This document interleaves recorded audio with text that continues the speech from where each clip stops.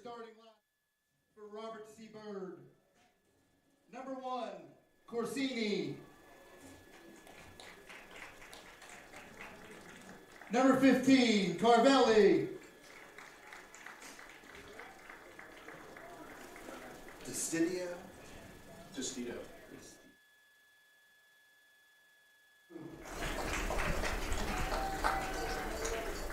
Number 3, Schaefer. Number 18, Fromm. Last minute. I don't know if I can. I'll try. Number 23. Oh, I'm sorry. Number 17, Maglowski. Number 23, Dobbins. Number 27, Ford. Number 4, Barnett. And number 22, Lawther.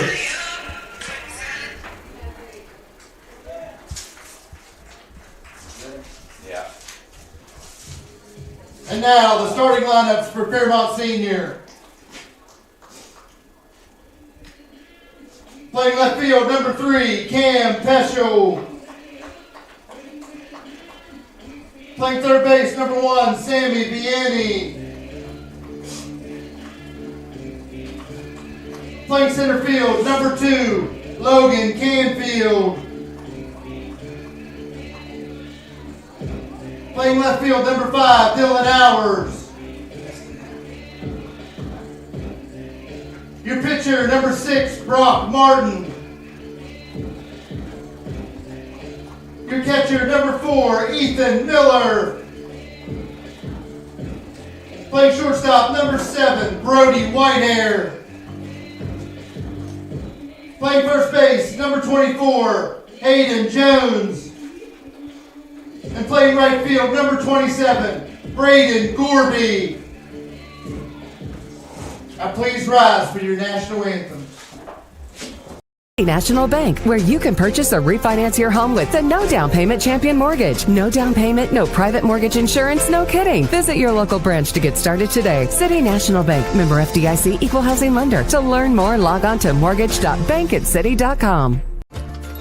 Here at the Cracker Barrel, home-style food and great value go hand in hand, with favorites like slow-simmered chicken and dumplings starting at $7.99, or perfectly golden fluffy buttermilk pancakes with your own bottle of warm syrup. Come fill up on favorites without emptying your wallet. Cracker Barrel. Take care now. Little General Stores has been serving West Virginia communities for almost 5 decades. That's nearly 50 years of providing those essential needs for your daily journey. We are so grateful to be a small part of your lives, and we want to recognize the integral part of our operation, the LG family. We know these last couple years haven't been easy, but with every sunrise and sunset, you keep us going. To the LG family, the moms, dads, sisters, brothers, sons, and daughters of West Virginia, thank you. You have a goal. You know what you want. Start with us, New River Community and Technical College, your community college. Take classes online or in a classroom in Beaver, Lewisburg, Summersville, or Princeton, or step outside the classroom in one of our technical or health programs. Find flexible and affordable options to help you reach your goal. It's closer than you think when you start with us, New River Community and Technical College. Apply today.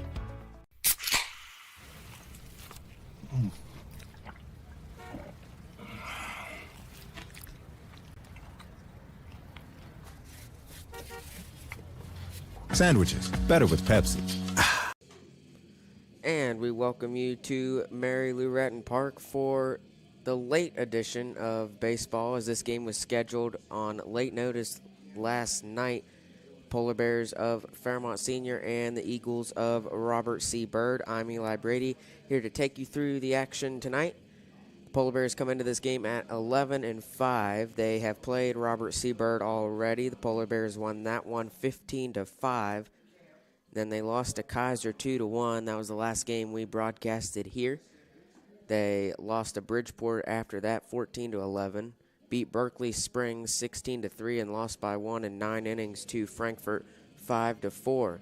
The Eagles, on the other hand, since the loss to the Polar Bears 15-5, have beaten the Colts of Philip Barber 8-5. They got 10 runned by Liberty 11-1, lost to South Harrison 12-6, and lost to North Marion 21-8. Robert C. Byrd has a couple players suspended in this game, and the Polar Bears pitcher starting on the mound tonight for the first time this season is the junior Brock Martin. Take a look in the field for the Polar Bears. At first will be Hayden Jones. Catcher will be Ethan Miller. Second baseman is Sammy Vianney. Shortstop, as usual, is Brody Whitehair. Third baseman, a little bit of a change there. Dylan Hours starting at the 5 spot. Cam Peschel starting in left field. Logan Canfield in center field, and Gorby will start in right. Take a quick look at the batting order for Robert C. Byrd before we get underway. Leading off will be Anthony Corsini. Carvelli and DeStito will follow him.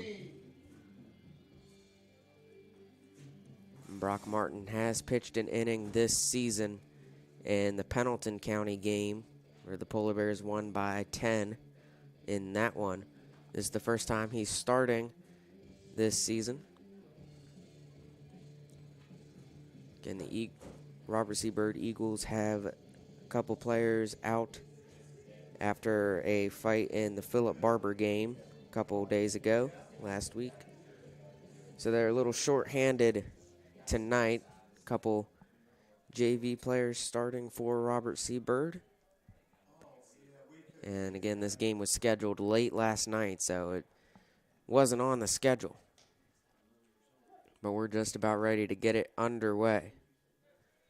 And here's the first pitch from Brock Martin. It is up high for ball 1.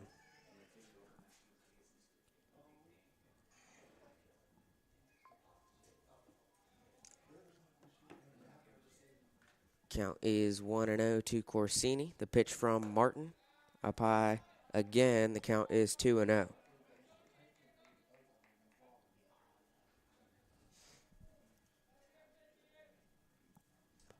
Martin kicks and fires the 2-0. Inside, caught the corner, strike 1. Count is 2-1 now to Corsini.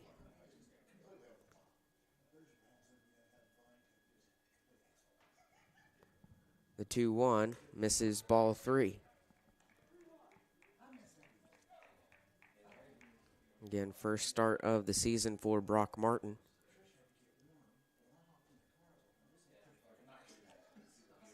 The pitch from Martin in the dirt, and Corsini walks. He's on. 1 on and nobody out. We'll bring up Carvelli for the Eagles.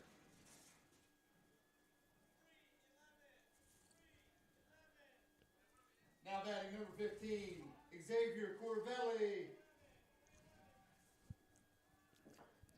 So Xavier Corvelli steps into the box for Robert C. Byrd with a runner on first, nobody out in the top of the first inning. Here's the pitch from Martin, and it catches the outside corner, strike 1.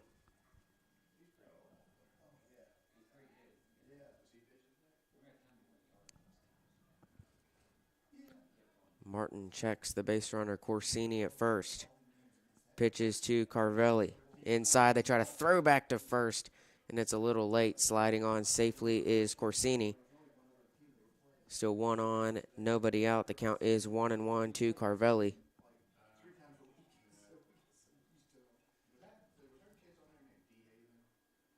Martin looks over at Corsini. Steps back on the mound. The 1-1. Swung on, grounded. Martin tries to turn 2. Pumps, throws to Whitehair. Can he get it in time? Yes, he can. Double play for the Polar Bears. And a good start for Fairmont Senior. That one right to Brock Martin. He's able to make the play. A 1-6-3 double play right here on the throw to Whitehair. He pumped for a second. Gets Corsini out. Whitehair the throw to first.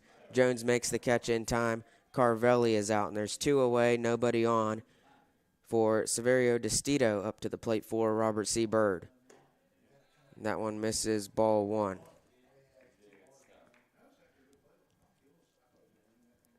Martin had to wait on Whitehair to get over to second to make the throw. He did. Didn't hurry the throw, didn't get an error. It was a perfect play, perfect execution for the Polar Bears. Here's a grounder to Vianney. He fields it cleanly. Throw to Jones in time. 3 outs. Top of the first is over. Scoreless as we flip to the bottom half of the first inning. Leading off for the Polar Bears will be Peschel, Vianney, and Canfield when we return here on Video Productions.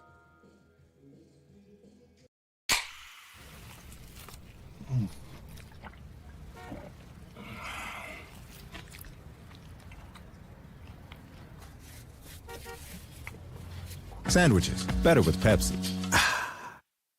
An injury at any age can be a game changer, but with walk-in clinics Monday through Saturday, the Marshall Sports Medicine Institute is ready to get you off the bench and back in the game. Marshall Sports Medicine Institute takes care of the herd. Let us take care of you. I'm Keith Powell, and going on right now is my Keith Says Yes Fest. I'm saying yes to lowering your payments, yes to your trade-in, regardless of condition, miles, even if you're still making payments. My Keith Says Yes credit approval process helps me say yes, you're approved. So if you want new Chevys, yes. New Fords, yes. Lifetime warranty, yes. Come see me, Keith Powell at Yes Chevy in Hurricane and Yes Ford in Huntington. Back at Mary Lou Retton Park, we'll take a look at the batting order for the Polar Bears. Leading off, as usual, will be Cam Peschel, followed by Vianney and Canfield. Hours batting in the cleanup. Brock Martin batting 5th, Miller in 6th, Whitehair at 7th, and then Jones and Gorby round out the batting order for the Polar Bears. On the mound for RCB today will be Logan Frum. His catcher will be Severio DeStito. Reed Lowther at first, Anthony Corsini at second, Ashton Schaefer at shortstop. Third baseman is John Dobbins, and in the outfield from left to right will be J.D. Ford, Xavier Carvelli, and Jackson Maglowski for RCB. It's the bottom of the first inning from getting a couple warm-up pitches in. Take a look at Peschel's stats on the season. He's batting .423 with 22 hits and 19 runs, both of those leading the stats for the Polar Bears in that category. And he's got 13 RBIs as well.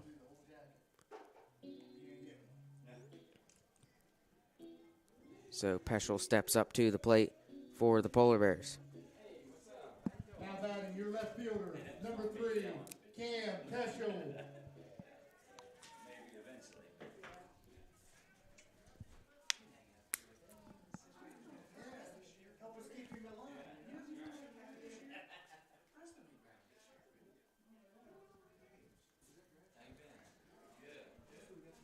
Umpire talking to Polar Bear dugout, just about ready to get underway. Bottom of the first inning, and Peschel is up to bat. Here's the pitch from misses up high for ball 1.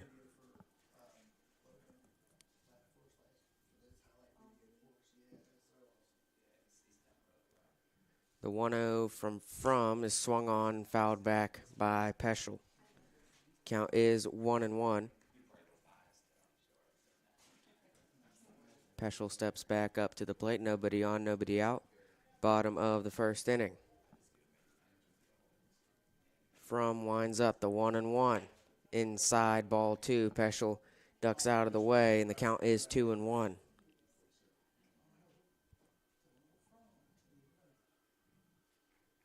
From gets the signal. Fires the 2-1 to Peschel. That one misses as well, and the count is 3-1.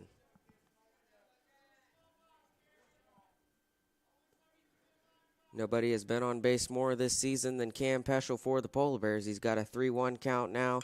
From that one is fouled by Peschel down third base line, and the count is full. 3 balls and 2 strikes.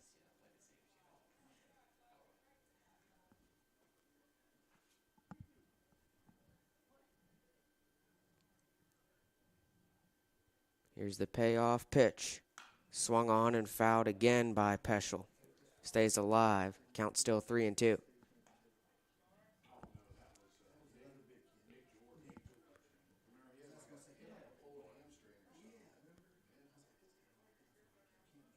Count still full. 3 balls and 2 strikes. Nobody on and nobody out. Bottom of the first inning. Score, no score, 0-0. Here's the payoff pitch from swung on, grounded. Going to be a tough play, and it gets by Dobbins, the third baseman, and Peschel is on with a base hit. So Cam Peschel gets another hit on the season. Take a look at the replay. Third baseman Dobbins not able to get in front of it in time, and it goes into left field. And there's 1 on and nobody out with Sammy Vianney at the plate for the Polar Bears.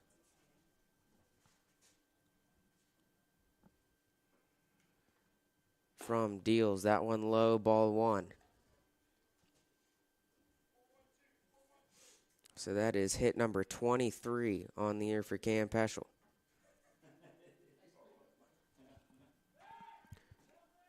From throws to the first baseman Lowther to try to pick Peschel off.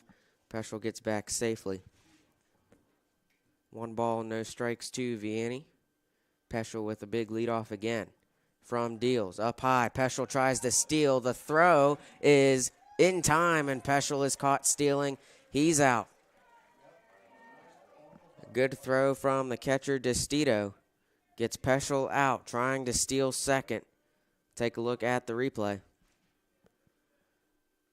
You don't get Peschel out very often while he's trying to steal, but they did there. Perfect throw from Destito. And From deals that one down the middle for strike 1. Count is 2-1 to Vianney with nobody on and 1 out. From winds up, fires up high, ball 3. Count is 3-1 again. These two teams have already played at Robert C. Byrd this season. The Polar Bears won that one 15-5. The 3-1 is down the middle for strike 2, and the count is full yet again. From gave up a hit on the last full count to Peschel. Let's see if he can avoid it. From Vianney here, the payoff pitch is swung on. This one's into shallow right field. Miglowski underneath it, and he squeezes the glove, makes the catch, 2 away. Brings up Logan Canfield for the Polar Bears. Logan Canfield. Nobody on and 2 outs in the bottom of the first inning. Canfield up to the plate. Pitch from. Misses low, ball 1. See Canfield's stats on the season. Batting .320, 16 hits, 14 runs, and 12 RBIs. Solid season for Canfield to this point. He's got a 1-0 coming from, and it is grounded. Dobbins squeezes that one. Throw to Lowther is up high, and he came off the base, and Canfield is safe at first. Throw from Dobbins across the diamond to Lowther was high, and Lowther had to jump up for it. Take a look at it. Dobbins was able to field it. He wasn't able to field the one from Peschel. He fields it, throws it, and you can see right here, Lowther jumps off the base, and Canfield gets there safely. Brings up Dylan Hours. 1 on and 2 outs. Misses up high for ball 1. Polar Bears have had a base runner in this inning. Peschel thrown out at second. First of 2 outs. Now Canfield is on first at the moment with Hours at the plate. From fires. Hours pops this one straight in the air, in play, and running under it and making the catch is Corsini. So 3 outs, and that'll end the first inning. Due up in the top of the second inning will be Schaefer and Maglowski for Robert C. Byrd when we return on Video Productions. Hi, my name's Zach Frazier, and I'm from Fairmont, West Virginia. And when I'm back at home in Fairmont, you'll find me at my local Par-Mar store. We had that golden boot pride at Parmar. There are literally hundreds of Parmar stores in West Virginia, Kentucky, Ohio, and Pennsylvania, and even more on the way. Download the Parmar app to save even more. And whether it's food, gas, groceries, or whatever, we have you covered at Parmar. West Virginia proud and ready to serve you. If there's not a Parmar store near you now, there will be soon.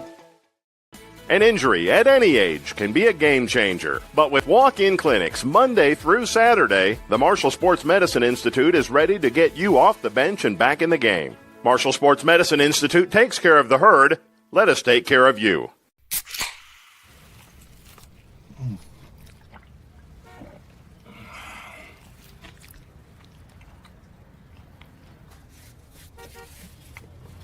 Sandwiches, better with Pepsi. Back at Mary Lou Retton Park, still scoreless after the first inning. Due up for the Eagles to start the second will be Ashton Schaefer, Logan Frum, and Jackson Maglowski. Brock Martin still on the mound for the Polar Bears. Only had 9 pitches in the first inning. Was able to make a double play. And it was a beautiful double play, a 1-6-3.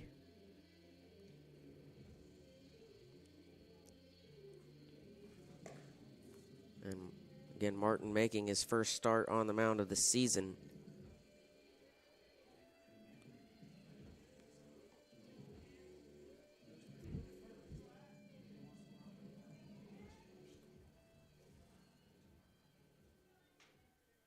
Now batting number 3, Schaefer. So Ashton Schaefer up to the plate for RCB.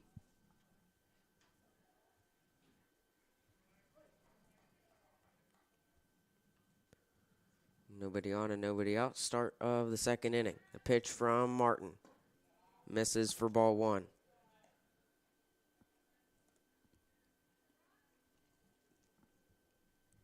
Count is 1-0 to Schaefer. Martin deals and a swing and a miss by Schaefer. Count is 1-1. Schaefer took a hard swing there.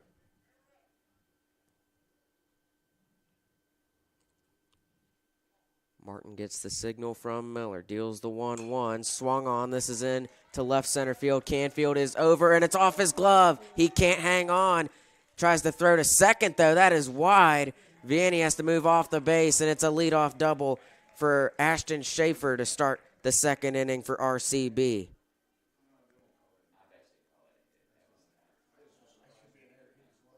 Take a look.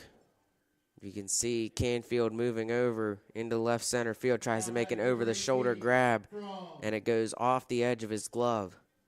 Then the throw to Vianney was wide, and Schaefer is at second. The batter is the pitcher, Logan Frum, for Robert C. Byrd. That one missed for ball 1.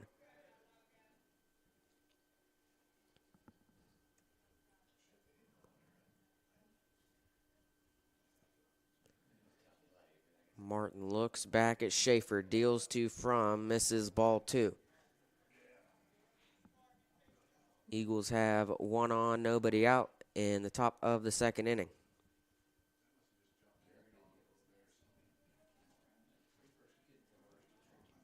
The 2-0, swung on, grounded, fielded by Hours. Looks and throws to Jones. In time, off the base is Schaefer. No, they call him safe. It looked like the ump was signaling that he was out. We'll take a look at it.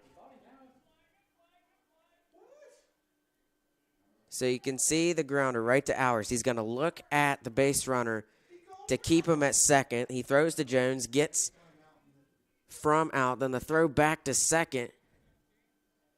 It looked like it was in time. And the ump went in like he was going to signal out, but signal safe, and Schaefer remains at second, and Frum grounds out. Maglowski to the plate for RCB. That one misses low for ball 1.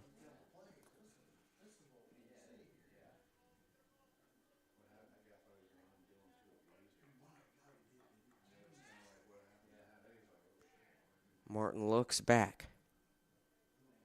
Deals the 1-0. Swung on. This is to Whitehair. and Whitehair makes the catch. Schaefer gets back to second in time, only one out. But Miglowski gets out. Schaefer is on second safely, still one on, now 2 outs in the top of the second. Brings up John Dobbins for the Flying Eagles. Now batting number 23, Dobbins.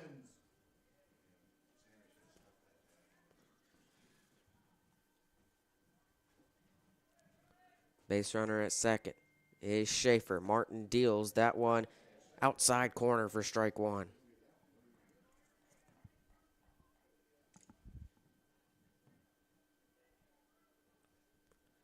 Count is 0-1. Martin looks back at Schaefer. He deals that one outside for ball one.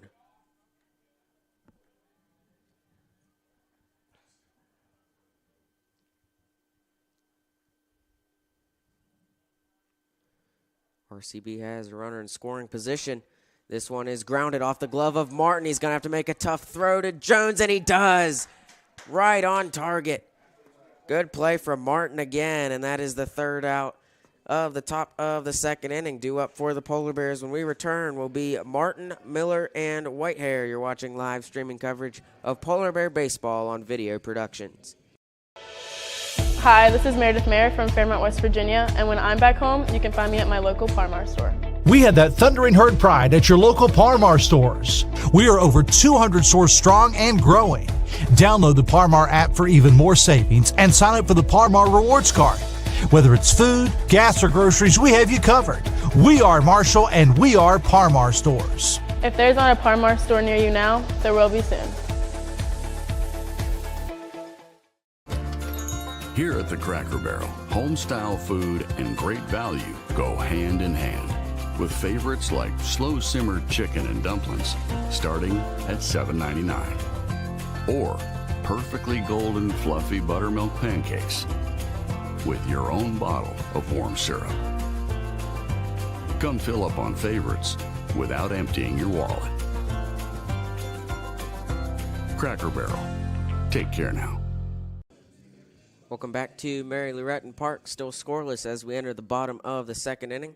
Returning to the mound for Robert C. Byrd will be Logan Frum, who's got 17 pitches so far in this game. Now batting your pitcher, number 6, Brock Martin. Brock Martin steps up to the plate for the Polar Bears. Take a look at his stats on the season, batting .320. 8 hits, 6 runs, and 9 RBIs, but he doesn't have as many games as the rest of the starters for the Polar Bears. Sees the pitch from Frum is up high and inside for ball one.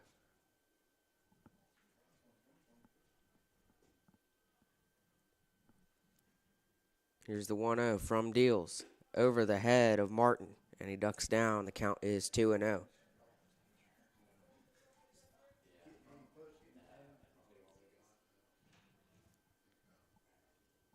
Frum fires the 2-0, swung on and fouled back and out of play by Martin. The count is 2-1. 20 combined runs for these two teams in the earlier game they played last week. Polar Bears won 15-5. Martin fouls that one back. Count is 2-2.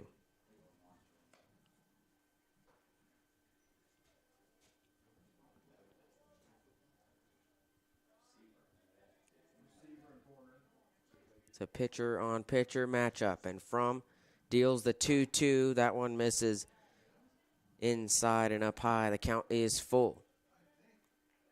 So of the 5 batters that Frum has seen from Fairmont Senior, 3 of them have had a full count. And he hasn't struck any of them out yet, and he walks Martin there. That one misses up high and inside, and Martin's on with nobody out to start the bottom of the second inning. Ethan Miller comes to the plate for Fairmont Senior. Now batting your catcher, number 4. Miller on the season, Ethan Miller. .258 batting average, 8 hits, 6 runs, and 8 RBIs. He's got 1 base runner on, Brock Martin at first. Martin takes off trying to steal second. Throw from DeStito is not in time, and Martin was there in a hurry. So a stolen base for Martin puts him in scoring position.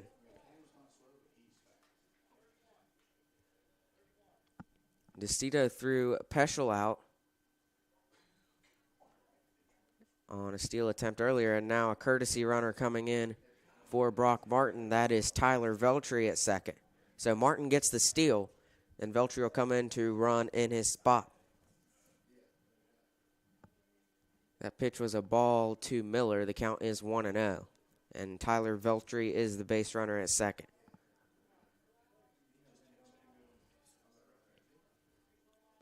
Veltri with a big lead. From deals the 1-0, fouled back by Miller. Count is 1-1.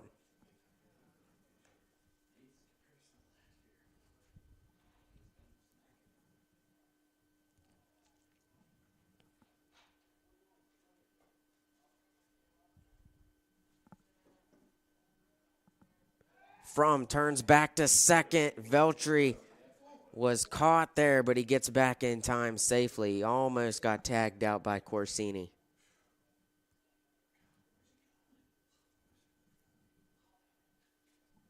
Count still 1-1 for Ethan Miller. They try to throw back to pick off Veltri again. He's back safely.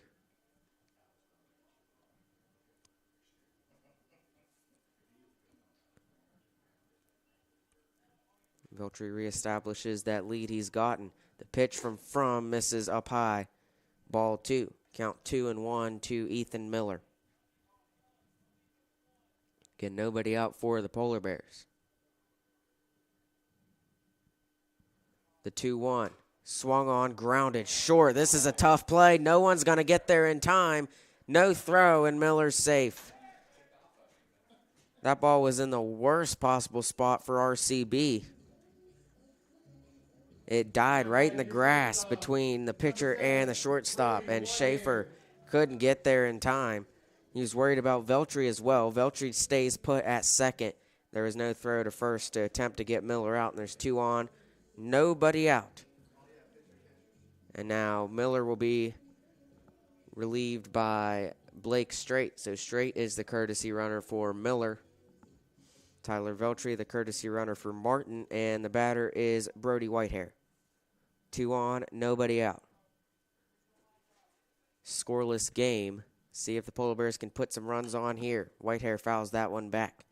Count is 0-1.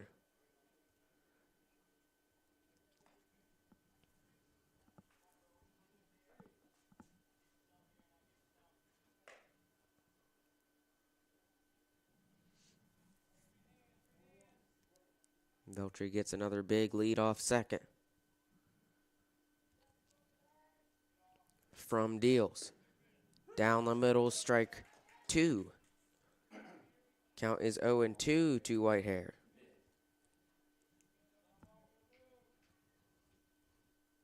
Again, nobody out for the Polar Bears.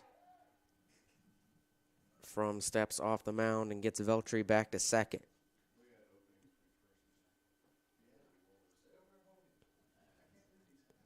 From fires the 0-2. Whitehair gets a hold of it into center field, and a catch made by Carvelli in center field, and Whitehair is out. It was a line drive right to the center fielder, Xavier Carvelli. And he charged it. If that got behind him, that likely would have scored 2. But he's able to hang on and make the catch for the first out of the bottom half of the second inning. There's still 2 base runners for the Polar Bears at first and second. Straight the runner at first. Veltri the runner at second. From looks back, checks Veltri. And Veltri slides back on. Hayden Jones is the batter for the Polar Bears.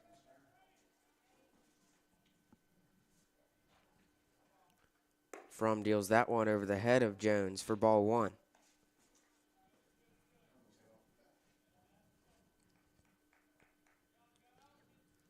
Veltri's been getting pretty big leads off second. Corsini is over there. That one fouled back by Jones. Corsini is standing over at second. There is a huge gap between Lowther, the first baseman, and Corsini, the second baseman. If Jones can put it there, it's a guaranteed hit. because there is no one in that gap for RCB. From looks back, deals the 1-1. Inside corner for strike 2. Count is 1-2 for Hayden Jones, who has been really good at the plate the last few games. Veltri, another big leadoff second. From fires that one behind Jones, and he ducks down and takes ball 2. 1 out and 2 on.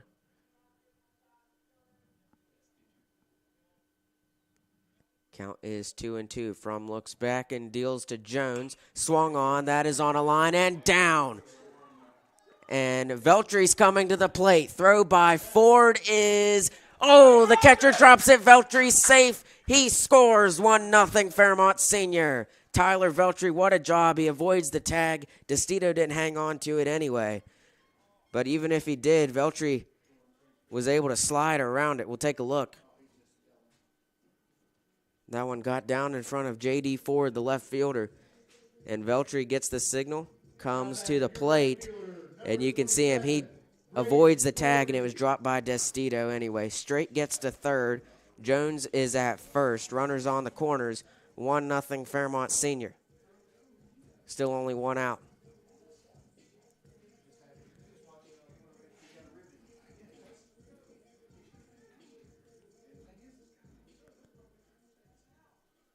Can see that one not as deep into center field or left field by Jones, and from steps off the mound towards third, but looked back at first.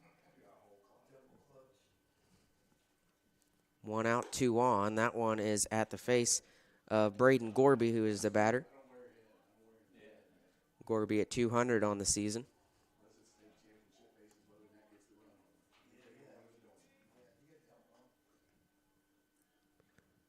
The pitch in the dirt, gets away from Destito, and Jones takes off, gets the second without a throw. So now 2 runners in scoring position for the Polar Bears, only 1 out, and the count is 2-0 to Gorby. Polar Bears have a 1-0 lead over Robert C. Byrd. From fires that one down the middle. Count is 2-1 to Gorby.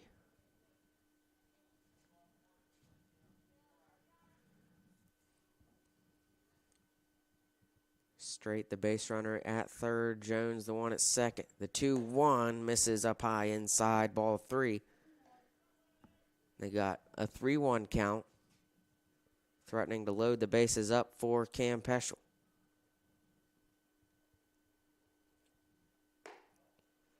And that one missed, or they're going to say, yes, he walked. Gorby walks. Bases are loaded. Cam Peschel comes to the plate for the Polar Bears. Graphic says he's got 22 hits. He's got 23 as he's already got one in this game. He was thrown out trying to steal second in the first inning, but he's back in the bottom half of the second inning with the bases loaded. From fires that one down the middle for strike 1.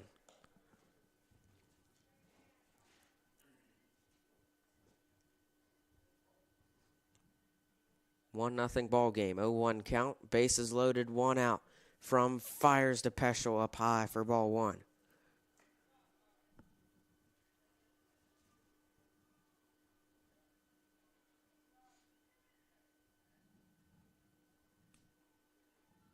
The 1-1. And that one is a base hit by Peschel. Into score is Straight. Jones stops at third. Base is still loaded. Straight comes home. It's 2-0 Fairmont Senior. Now batting your second baseman, number 1, Sammy Vianney. So there's the RBI, his 14th on the season for Cam Peschel. Bats Blake Straight in, who ran for Ethan Miller. And they're going to meet at the mound as the bases are still loaded. Still only 1 out in this inning, and now the score is 2-0. And Sammy Vianney will be the batter for the Polar Bears. Logan Fromm had a pretty good start to this game in the first inning, but has gone downhill in this inning. He had 17 pitches in the first inning. He's got 26 in this one, and he's only got one out, and he still has the bases loaded. Polar Bears are up 2-0. Veltri and Straight have come in. Both were courtesy runners for Brock Martin and Ethan Miller, respectively.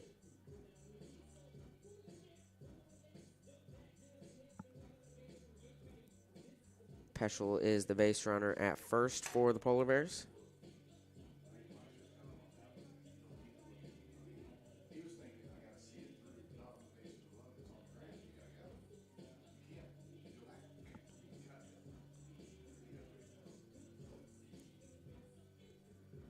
So the base runners for the Polar Bears, Jones at third, Gorby at second, Peschel at first. Vianney is the batter. Only one out. 2-0 game.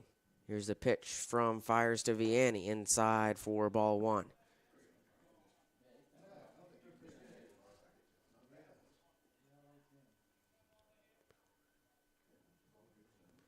The 1-0.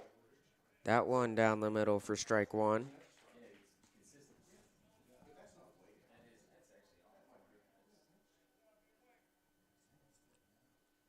The 1-1. Vianney stands in. Going to the curve is from there, and it's up high for ball two. Couldn't break enough to get down in the strike zone. The count is 2-1. Bases loaded for the Polar Bears from Fires. That one down the middle, strike two. So a 2-2 count for Sammy Vianney, who popped out in the first inning.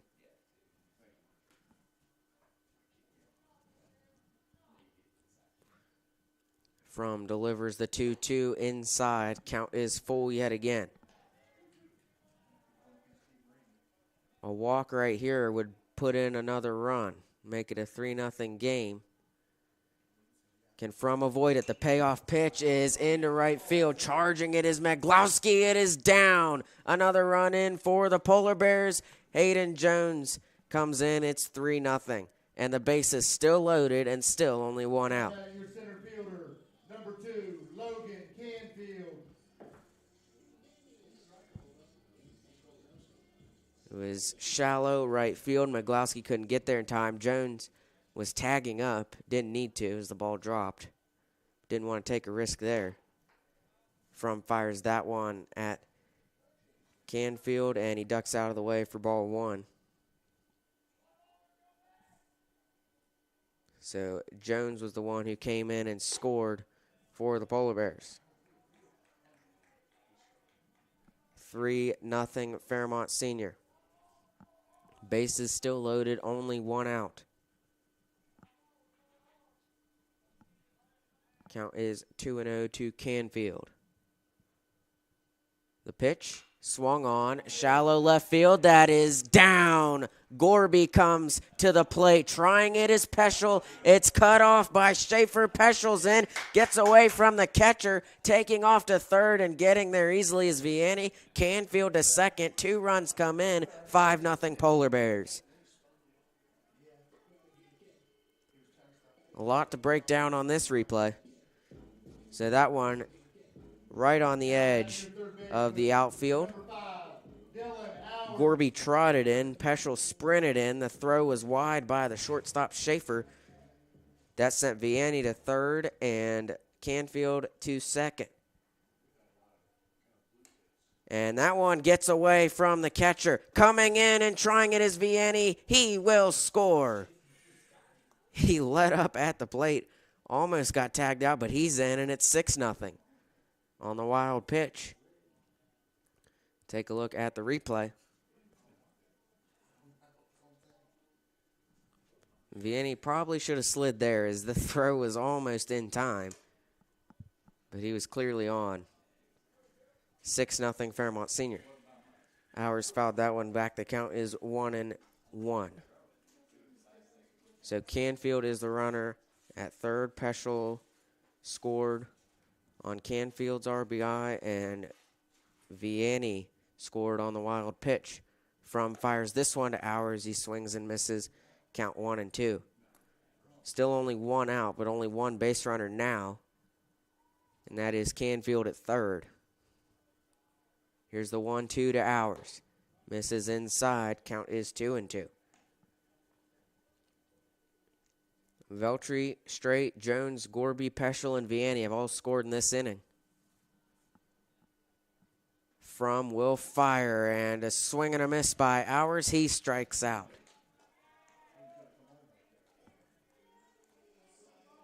So Hours strikes out. First strikeout of the day for Logan Fromm, and Martin is back to the plate for the second time this inning. He walked as the leadoff batter in the inning, started the scoring run for the Polar Bears. And he grounds this one. That's a base hit. RBI. Canfield's in 7-0. And that's just a routine base hit there, right between the shortstop and the third baseman.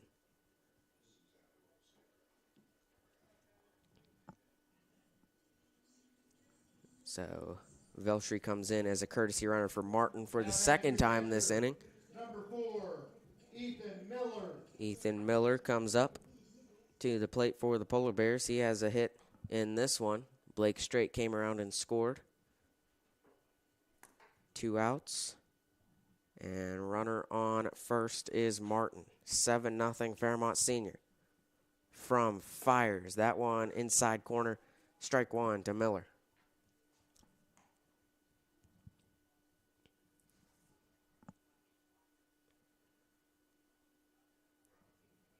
Veltri with a lead at first.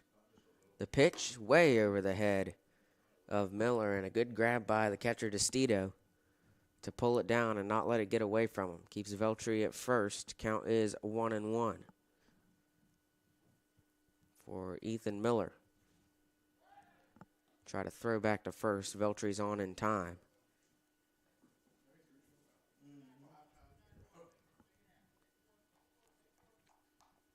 One on and 2 outs, the bottom half of the second inning. Polar Bears lead 7-0. All 7 runs coming in this inning. That one is in the air off the bat of Miller and out of play. Count moves to 1-2.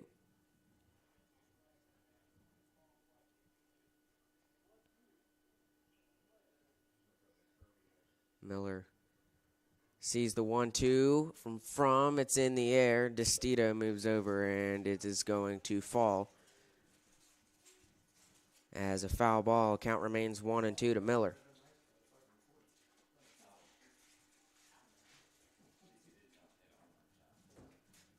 Polar Bears trying to beat RCB for the second time. They played last Monday in Clarksburg. Taking off is Veltri. Throw is low. No throw from DeStito, and it's a steal for Veltri. So Veltri is in scoring position now for the Polar Bears. 2-2 count. 1 on and 2 outs. From fires to Miller. Up high. Full count.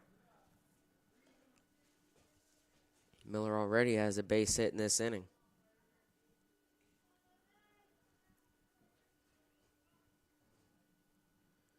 They try to throw back to second. Veltri's back safely.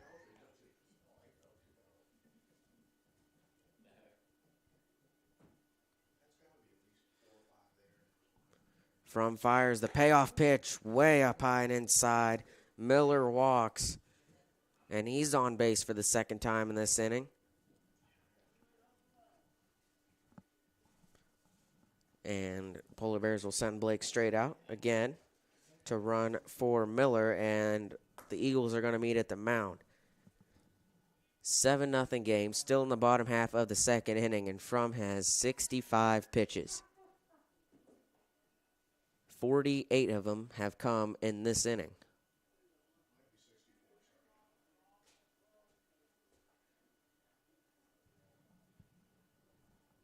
Batter will be Brody Whitehair, who was the first out in this inning.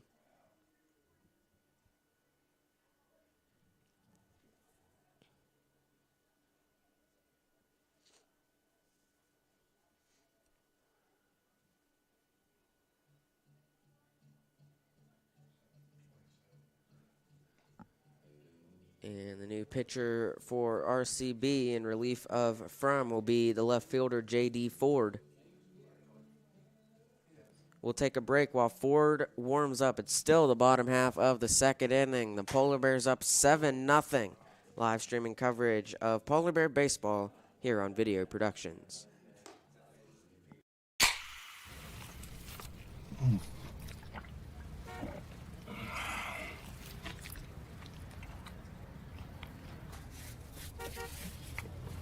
Sandwiches, better with Pepsi.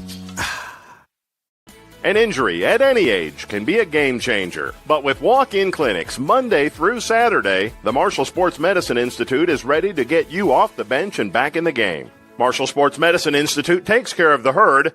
Let us take care of you. I'm Keith Powell, and going on right now is my Keith Says Yes Fest. I'm saying yes to lowering your payments, yes to your trade-in, regardless of condition, miles, even if you're still making payments. My Keith Says Yes credit approval process helps me say yes, you're approved. So if you want new Chevys, yes. New Fords, yes. Lifetime warranty, yes. Come see me, Keith Powell at Yes Chevy in Hurricane and Yes Ford in Huntington. Back at Mary Lou Retton Park, where the Polar Bears lead the Flying Eagles 7-0 in the bottom half of the second inning. New pitcher for RCB will be J.D. Ford. He moves to the mound. Frum moves back to third, and third baseman Dobbins will move to left field where Ford originally was. Up to bat for the Polar Bears will be Brody Whitehair.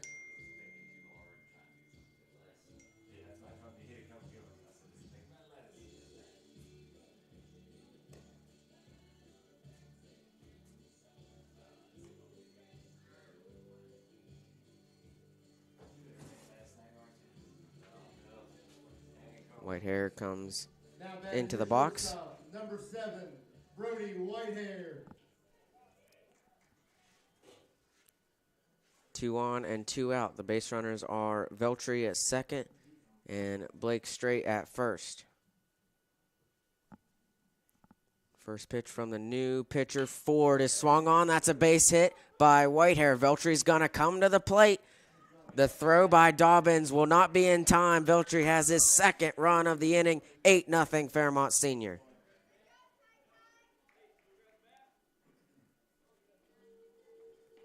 Take a look at the replay. Base hit by Whitehair right in that same spot that's been killing RCB all game. Veltri comes this time. Didn't have to try to dive out of the way of Destito. He stands up, comes across for the 8th run of the game and the 8th run of the inning for the Polar Bears. Jones at the plate for Fairmont. This one is in the air into shallow left center field. Going to be a tough play. It's down. Straight comes in. 9-0. Whitehair stays at third and Jones at first. Runners on the corners. 9-0 Polar Bears, and that one was just in that perfect spot. It was high into the air. In that spot where none of the 3 Eagles could get there. Schaefer, Dobbins, and Carvelli were all in a triangle, and it dropped right in the middle of all 3 of them. And Straight came in. Runners on the corners, 2 outs, a 9-0 lead for the Polar Bears. Pitch from Ford misses for ball 1 to Braden Gorby. So both Veltri and Straight have scored twice in this inning.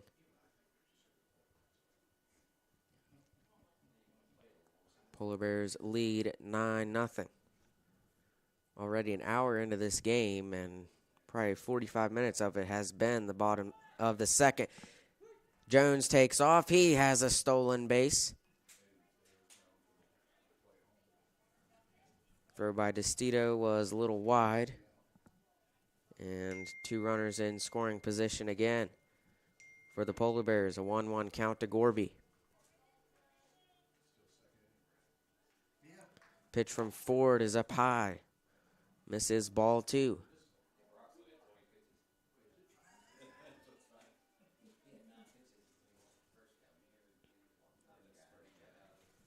Ford deals that one outside, ball 3. The count is 3-1 to Byrd and Gorby. And RCB trying to avoid loading the bases up again. They've had it 3-4 times already. Haven't been able to do anything but allow runs, and there it is again. Gorby walks, bases loaded. Brings up Cam Peschel. Already has an RBI in this game, in this inning. And the bases are loaded. Number 3, Cam Peschel.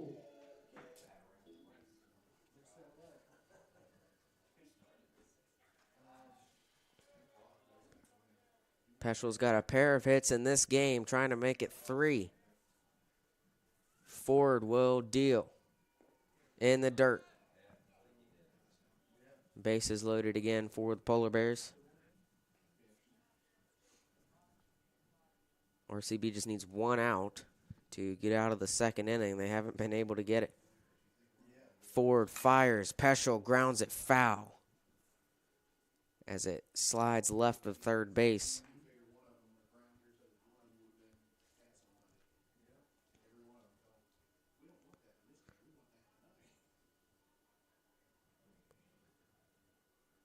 So the Polar Bears, it was scoreless going in to the bottom of the second. Polar Bears have scored 9 times.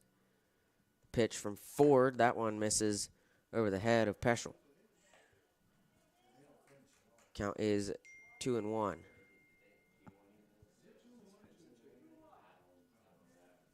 Two-one count. Bases loaded, 2 outs. Ford fires, that one up high, ball 3. A walk here would put in the 10th run of the inning. It's a 3-1 count to Peschel. That one inside corner. Needed that from Ford. Count is full. 3 balls, 2 strikes. Bases loaded, 2 outs. Polar Bears lead by 9. Ford gets the signal. The payoff pitch. Runners take off. It misses. 10-0 Fairmont Senior. As Peschel walks, Whitehair comes in. Bases still loaded, 2 outs. Sammy Vianney comes to the plate for the Polar Bears. Now batting your second baseman, number 1, Sammy Vianney. Vianney up to the plate now for Fairmont Senior. Ford fires that one. Outside corner, strike 1 to Vianney. Bases loaded.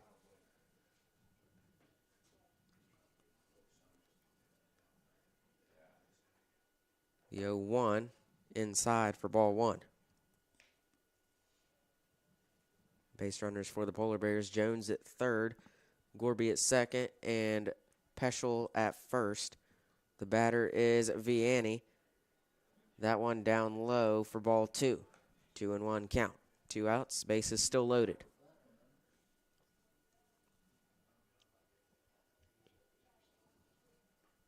Ford fires the 2-1, and it is into right field. Over is Miglowski. He makes the catch. So the scoring stops at 10 in the inning for the Polar Bears. They lead 10-0 over Robert C. Byrd. Due up for the Eagles, it's been a while, will be Ford, Barnett, and Corsini when we return here on Video Productions. Hi, my name's Zach Frazier, and I'm from Fairmont, West Virginia. And when I'm back at home in Fairmont, you'll find me at my local Parmar store. We had that Golden Boot pride at Parmar. There are literally hundreds of Parmar stores in West Virginia, Kentucky, Ohio, and Pennsylvania, and even more on the way. Download the Parmar app to save even more. And whether it's food, gas, groceries, or whatever, we have you covered at Parmar. West Virginia proud and ready to serve you. If there's not a Parmar store near you now, there will be soon.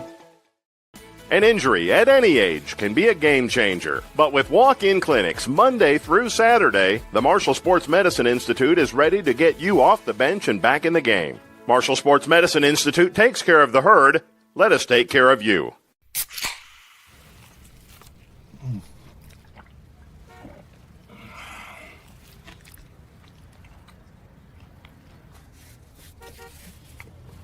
Sandwiches, better with Pepsi. Back at Mary Lou Retton Park On the mound for the Polar Bears is Brock Martin, who only has 20 pitches to this point. RCB's pitchers combined for 64 alone just in the second inning. They'd have 81 combined on the game. Brock only has 20. Polar Bears lead 10-0. Up to the plate for Robert C. Byrd is J.D. Ford. He'll be followed by Barnett and Corsini. Now batting number 27, Ford. So Ford was the pitcher that came in relief for Fromm. Gave up 3 runs after Fromm gave up 7. That's how the Polar Bears have a 10-0 lead. Martin will fire. It is grounded right to Whitehair. It comes out of his glove. He throws to Jones, not in time. So the error by Brody Whitehair puts a base runner on for Robert C. Byrd. You can see the replay. It was bouncing towards Whitehair, and it just slides out of his glove last second. Tries to fire it to Jones, but it's late. 1 on, nobody out for RCB.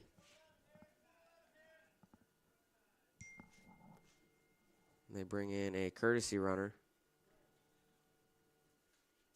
That'll be Harrison Sinsel. Runner at first in place of Ford. The pitch is in the dirt. Sinsel returns back to first. James Barnett is the batter for the Flying Eagles.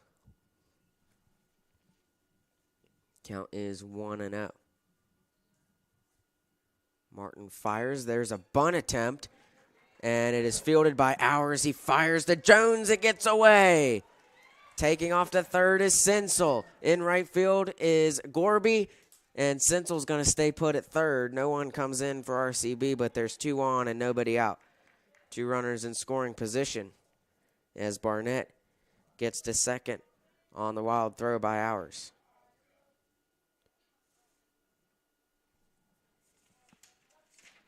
Now batting number 1, Corsini. Top of the lineup now for RCB. It's Anthony Corsini. Martin looks back. He deals. That one called strike 1.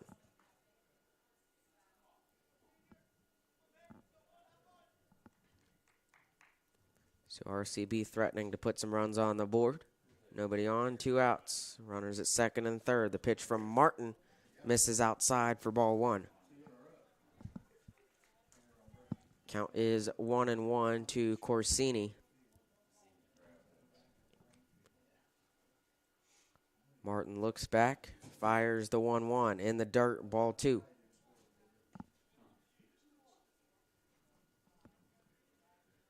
I think Sinsel would have been able to come home there, as it would have been a long throw from Gorby, but he stayed put at third.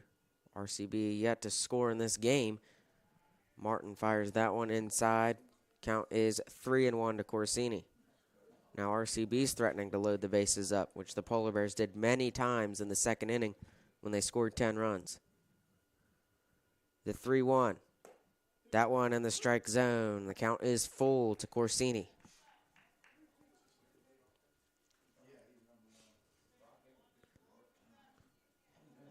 See what Martin can do here.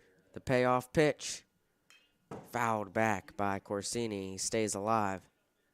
Still 3 balls and 2 strikes.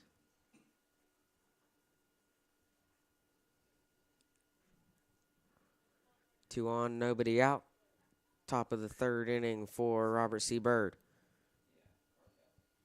Martin looks back and deals the payoff pitch. And Corsini walks. Bases loaded for the Eagles. For Xavier Carvelli. And now the Polar Bears is going to talk to Brock Martin.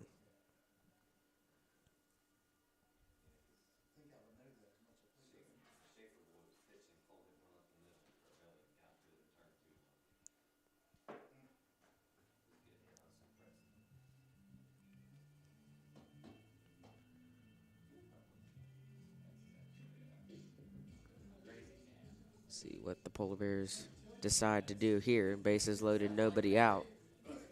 They lead 10-0.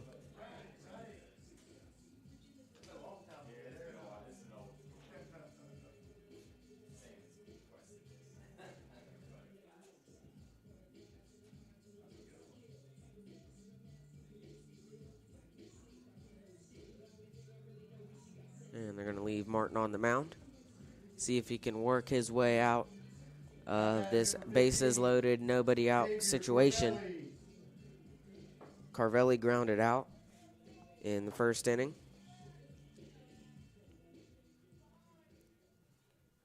Still only 10 pitches in this inning for Brock Martin. He fires. That one down the middle, strike one.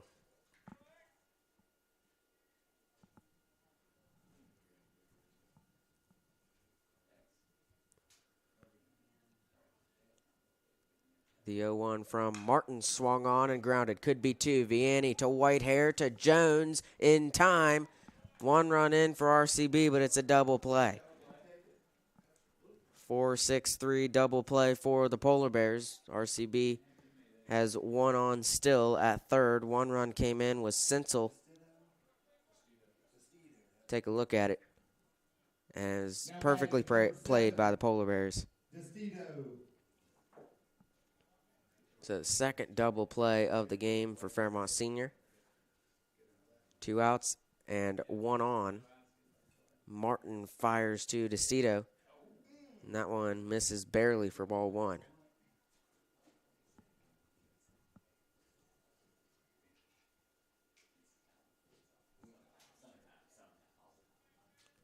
Martin fires again.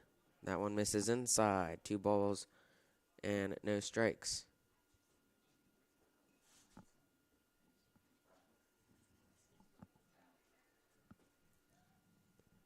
The 2-0 swung on. This is into left center field. Back is Canfield at the wall. It is down at the track. 1 run is in, and it is an RBI double from Severio DeStito, and it's 10-2. That one was carrying back toward the center field wall. Number 3, Schaefer. In to score was Barnett for RCB on the RBI double from DeStito. Schaefer comes to the plate now for RCB. In a 10-2 game, Martin will fire. That one in the dirt trap by Miller.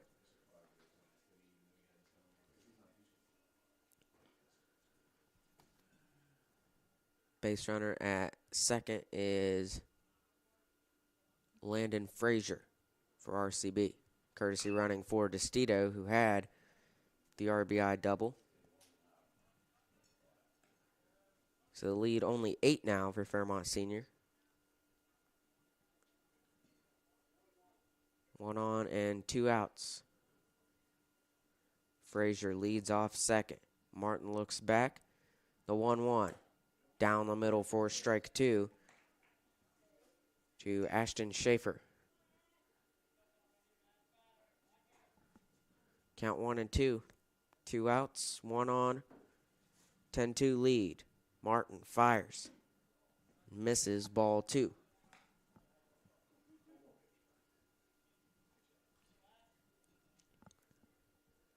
Martin yet to record a strikeout in the game. He's got a 2-2 count here, and that one's at the head of Schaefer. Count is full.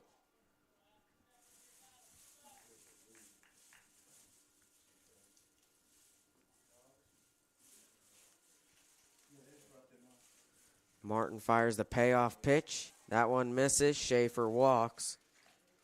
2 on and 2 outs now for the Polar Bears. Brings up Logan Frum. Now batting number 18, Frum. Martin fires from. That one is in the air. Canfield gets underneath it, and he makes the catch. 3 outs there. Not before RCB could put in 2 runs. It's a 10-2 Polar Bear lead. You're watching live streaming coverage of Polar Bear baseball here on Video Productions. Hi, this is Meredith Mayer from Fairmont, West Virginia, and when I'm back home, you can find me at my local Parmar store. We had that thundering herd pride at your local Parmar stores. We are over 200 stores strong and growing. Download the Parmar app for even more savings and sign up for the Parmar Rewards Card. Whether it's food, gas, or groceries, we have you covered. We are Marshall and we are Parmar stores. If there's not a Parmar store near you now, there will be soon. Here at the Cracker Barrel, home-style food and great value go hand in hand, with favorites like slow-simmered chicken and dumplings starting at $7.99, or perfectly golden fluffy buttermilk pancakes with your own bottle of warm syrup. Come fill up on favorites without emptying your wallet. Cracker Barrel. Take care now.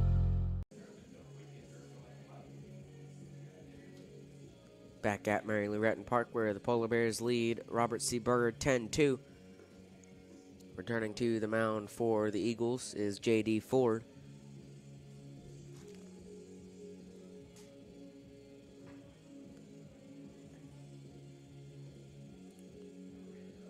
So Ford has 17 pitches in this game, and he came in relief in a 7-0 game, allowed 3 runs. Made it 10-0, and then RCB notched 2 runs in the top of the third, made it 10-2.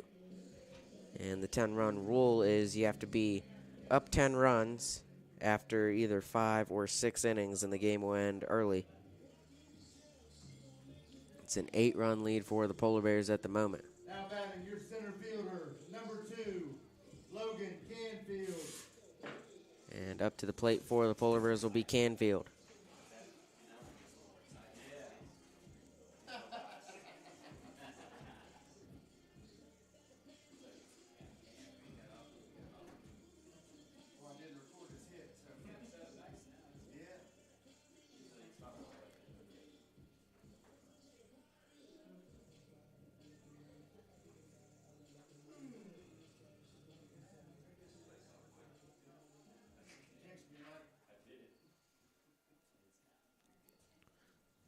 Canfield steps up to the plate. Start the bottom of the 3rd inning. See if this goes any better for RCB. Well, it can't really get much worse. And it starts off with a grounder through the glove of Corsini. And Canfield looks to go to second, stays put at first. And he's on. And that one went right through the glove of Anthony Corsini. Canfield's on, nobody out. Brings up Dylan Hours to the plate. Dylan Hours. It's another hit for Canfield in this game.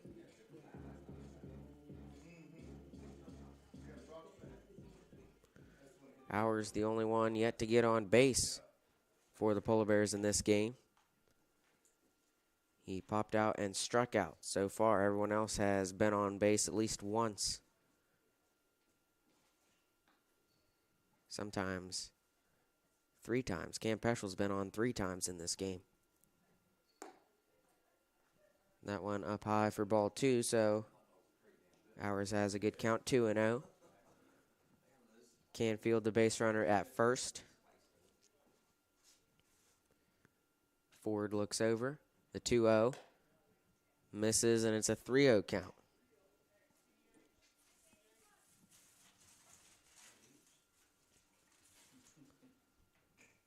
Hours steps back into the box. Has a 3-0 count. The pitch. Taking off is Canfield to second. Gets away from Corsini again. And Corsini remains down. He gets back up. Limps a little bit. Take a look. You can see Canfield take off. That was called strike 1. You see Canfield slides. Corsini looked back as he saw the ball go past him. Couldn't get out of the way of Logan Canfield, slid into him. But it's a steal for Canfield, so Hours has a runner in scoring position and a 3-1 count.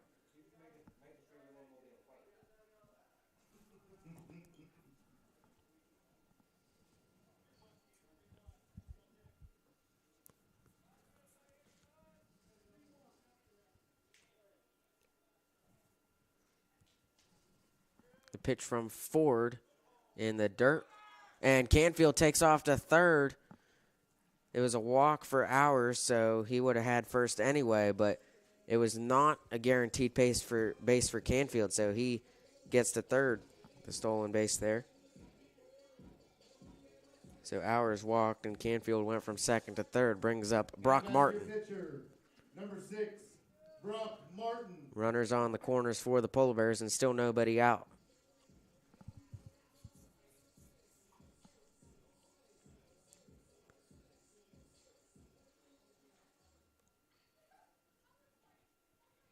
See if Martin can send Canfield home here. The pitch showing bunt. Hours takes off. He's got a stolen base. So now 2 runners in scoring position.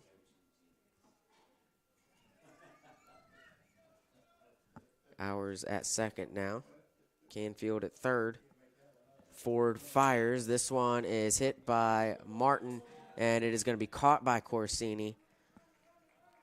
Canfield will stay put at third. And there's one away in the bottom of the third inning. Brings up Ethan Miller. Your catcher, number 4, Ethan Miller. So Martin pops out there for the first out of the inning for the Polar Bears. Miller comes up to the plate. Hours is second, Canfield at third. The pitch down the middle for strike 1. Good pitch there from Ford.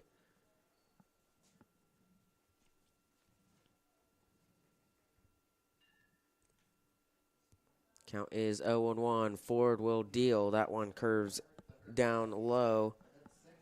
And the count is now 1-1 as that was ball 1. 2 on and 1 out in the inning. The pitch is going to miss outside for ball 2.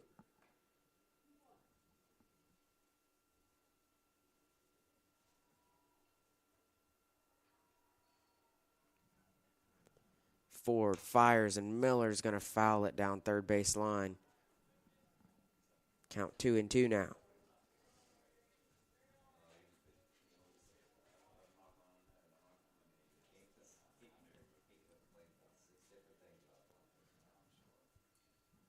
Two on, 1 out. The 2-2. That one over the head of Miller, and he ducks down. The count is full. 3 balls and 2 strikes.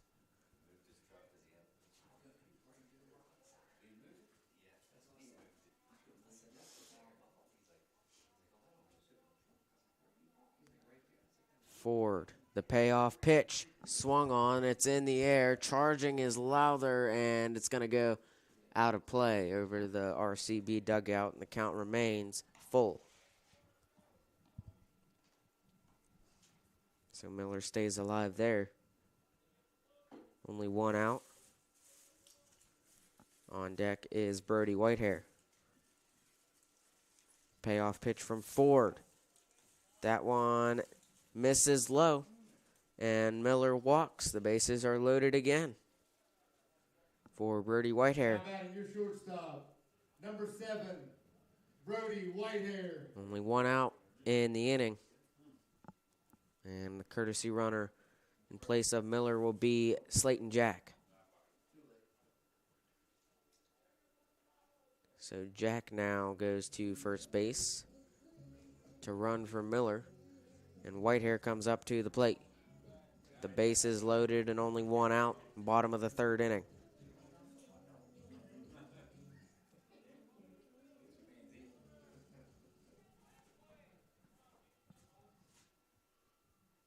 Ford will fire. That one misses outside, ball 1.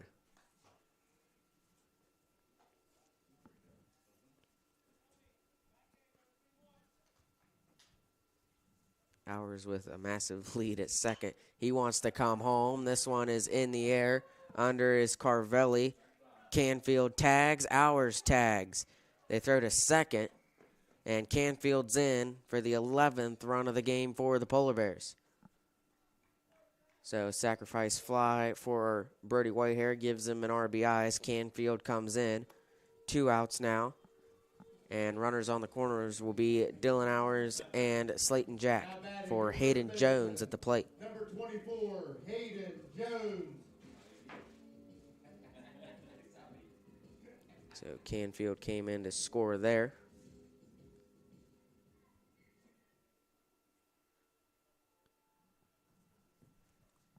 The pitch swung on by Jones. That is down.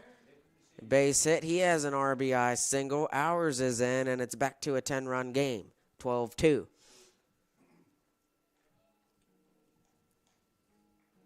Now batting your right fielder. And Jones has 3 hits, all of them to that spot right there. Same spot every time. Consistent. Pitch from Ford up high to Gorby for ball 1. That was Ours who came in and scored on the RBI by Hayden Jones. That one is in the dirt. They throw to second as Jack came way off second. Thought it got behind Destito. He gets back safely, though. 2 on and 2 out. Count is 2-0 to Gorby.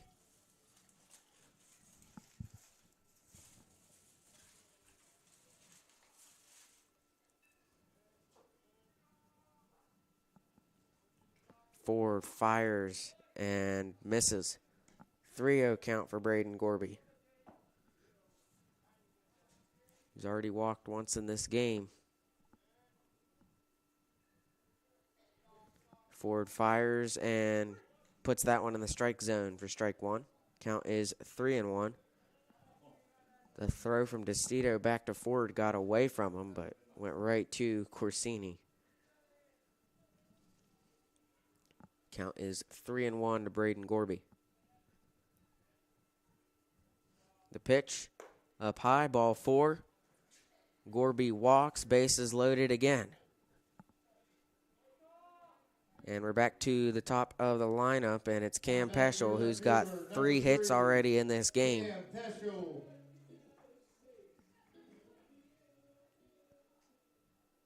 He's got the bases loaded with 2 outs. Sees the pitch from Ford, and it is in the air, shallow right field. Charging is Miglowski. It is down. No one can get it. Jack is in. Jones is in. Gorby stays put at third. 2 RBIs there for Cam Peschel, and it is 14-2. You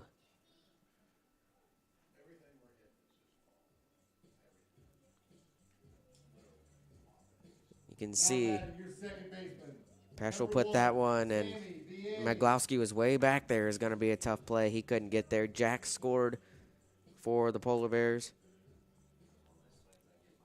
as well as Hayden Jones. Gorby is the base runner now at third for the Polar Bears. Runners on the corners, 2 outs. The pitch to Vianney misses outside for ball 1.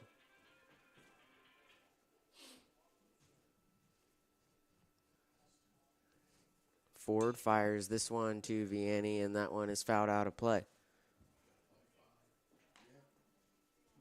Count 1-1 to Sammy.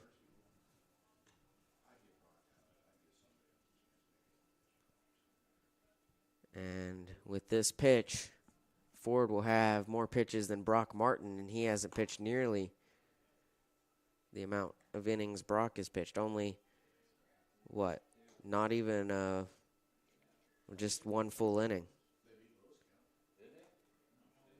3 full innings for Martin, only 1 for J.D. Ford, and he's got more pitches. Polar Bears, everything they're hitting seeming to fall. Count 3-1 now to Vianney. The pitch swung on, and that's a base hit. RBI for Vianney, and Gorby is in. Gorby walks across the plate for the 15th run of the game for the Polar Bears, and an RBI single for Vianney. Still 2 base runners. It's Peschel at second, Vianney at first. 2 outs in the bottom of the 3rd inning. Number 2, Logan Canfield. Canfield back up to the plate for the 2nd time this inning. He's already came in and scored. And Canfield's going to try to bat left-handed. Usually bats right-handed, but when he pitches, he throws left-handed. Lefty in football, and he cranks this one into right field. Miglowski is back underneath it, and he makes the catch. So he had some power under it, but Miglowski was there to make the catch. 3 outs, but not before the Polar Bears could score 5 more runs. They lead by 13. It's 15-2 here on Video Productions.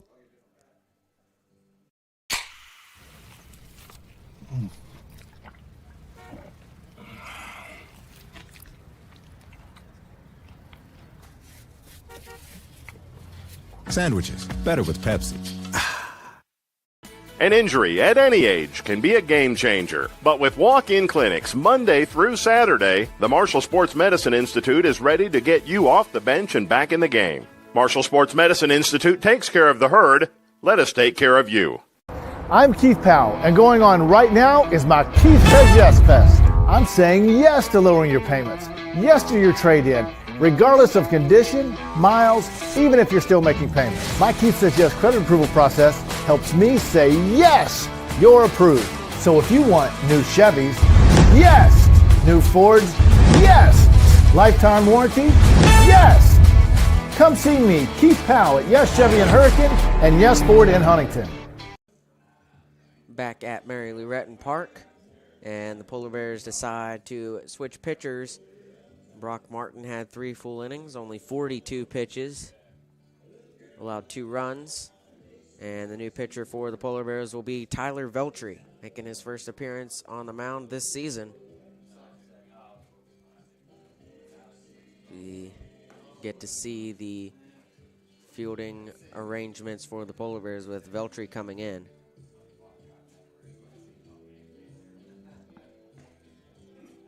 Looks like Peschel will remain in left field, Canfield center, and Gorby in right. And Vianney will be shortstop, I believe, and then straight second. Jones remains at first. And that'll mean Veltri comes in for Whitehair. And Whitehair, who started at shortstop, not going to be in the field now with Veltri on the mound. Yes, Vianney goes over. Straight takes his place at second. And Brock Martin also not in the field as he's pitched 3 innings so far. Catcher will remain Ethan Miller. Start of the 4th inning. Polar Bears scored 15 runs in the win against RCB last Monday. They have 15 now. Batter is Maglowski, and a swing and a miss there. It's strike 1.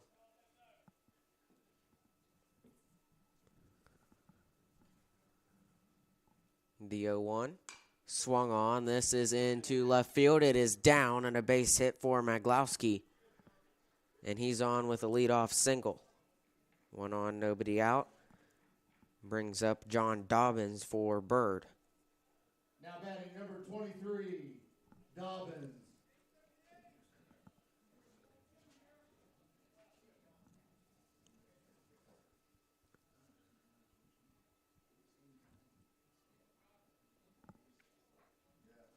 Maglowski gets a lead off first.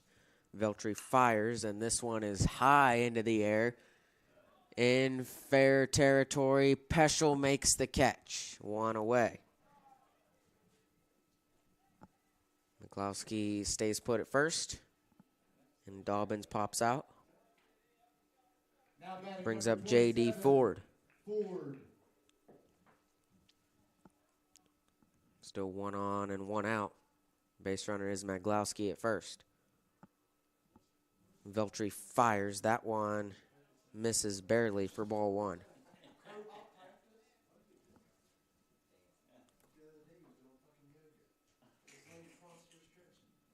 Veltri looks over, checks first. Count is 1-0. Fires. This one fouled down and back by Ford. Count is 1-1. 1 on and 1 out. Top of the 4th inning. Eagles trail the Polar Bears by 13.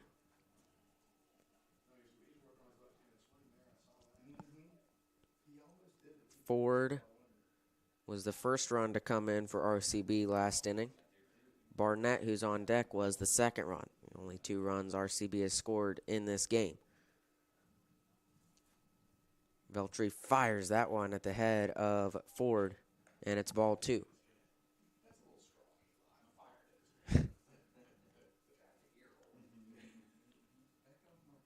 1 on and 1 out. Veltri looks over. The 2-1. And throw by Miller back to first, not in time. That was ball 3, the count 3-1 to J.D. Ford.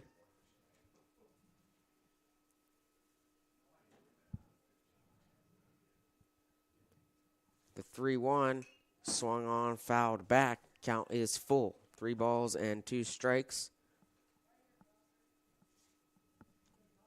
Base runner for RCB is Jackson Maglowski. Only 1 out. The payoff pitch from Veltri, and this one is hit on a line into left center field. Peschel after it, making the catch, sending Maglowski back to first. That's the 2nd out of the inning. Brings up James Barnett for the Eagles. Still 1 on, now 2 outs.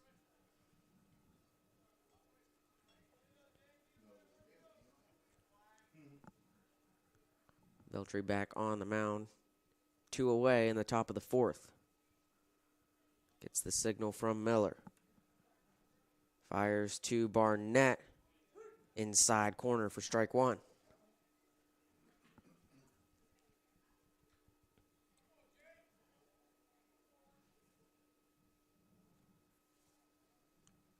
The 0-1 down low. And the count is now 1-1 to Barnett. Maglowski still at first. James Barnett has a hit in this game. He's also come in and scored one of the 2 runs for RCB to this point.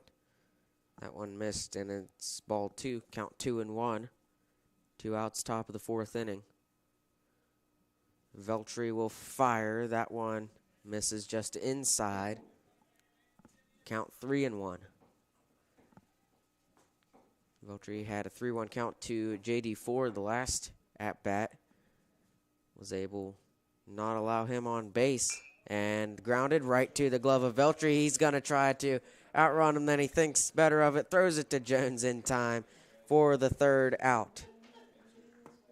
Polar Bears still lead by 13. We head to the bottom half of the 4th inning when we return here on Video Productions.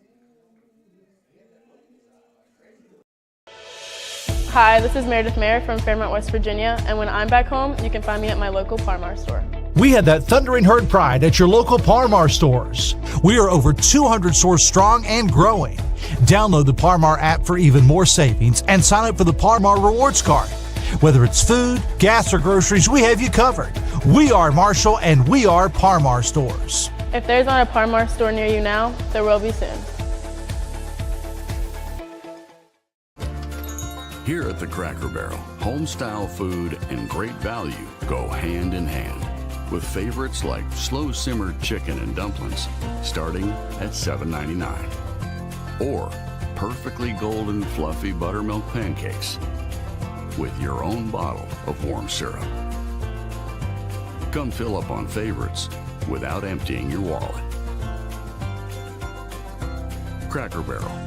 Take care now. Back at Mary Lou Retton Park, getting ready for the bottom of the 4th inning.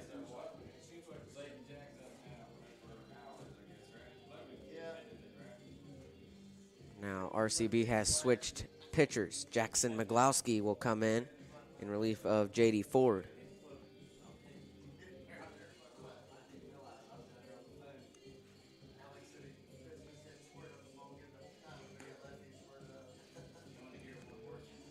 And we got a lot of changes now in both lineups, RCB and Fairmont Senior.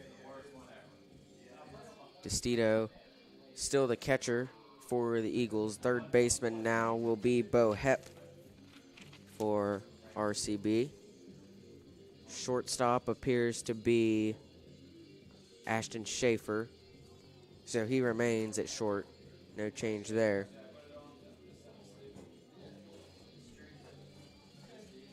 Hepp, the 3rd baseman. Corsini will remain at 2nd. Trying to see who's on first. And that'll be Looking, it is Logan Frum. So he moved from third to first. He started on the mound.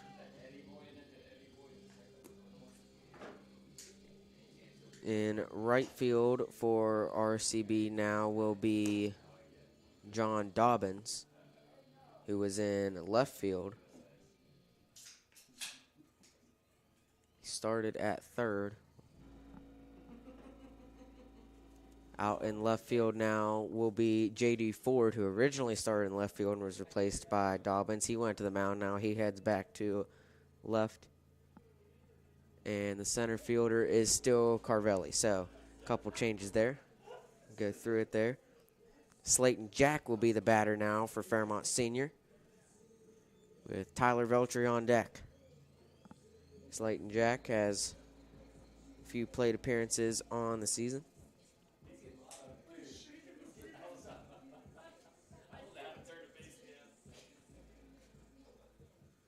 Now batting number 33, Slayton Jack.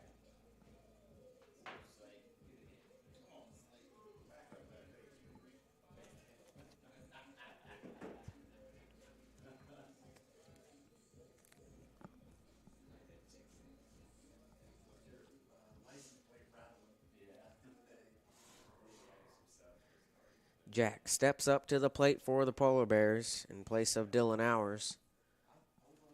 The pitcher now, Maglowski, fires. Swing and a miss by Jack.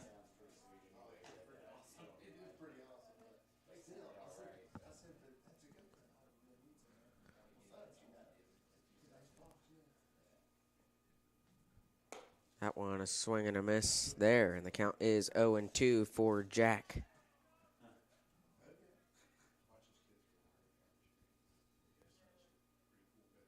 Oh-2 from Maglowski. Swing and a miss.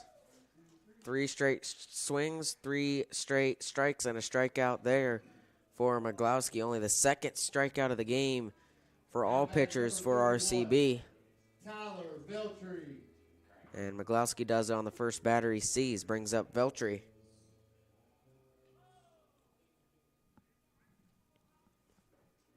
Maglowski will fire. That one misses outside. The first ball thrown by Maglowski in the game. 1-0 to Veltri. Veltri came in relief for Brock Martin. Veltri grounds it. Fielded by Hepp. The throw to first is in time. Frum makes the catch, and Veltri grounds out. Second out of the inning. Brings up Tanner Eddy now for the Polar Bears. Now batting number 26, Tanner Eddy. Eddy up to the plate now. After Veltri has grounded out, Jack struck out.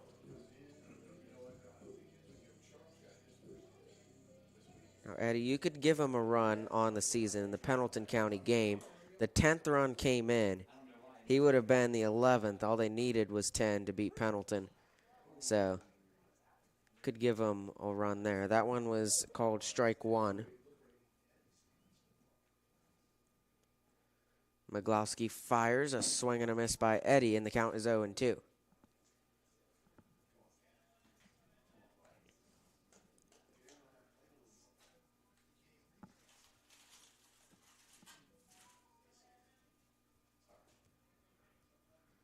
The 0-2. Maglowski fires and misses. Ball one.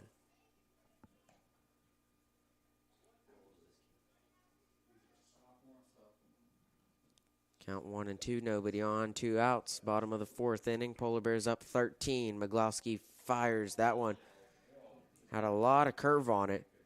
Well, it started way up high the strike zone and finished in the dirt. Count now 2-2 to Eddy.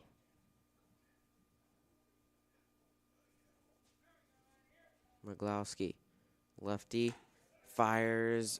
That one just barely outside. And the count now full for Tanner Eddy.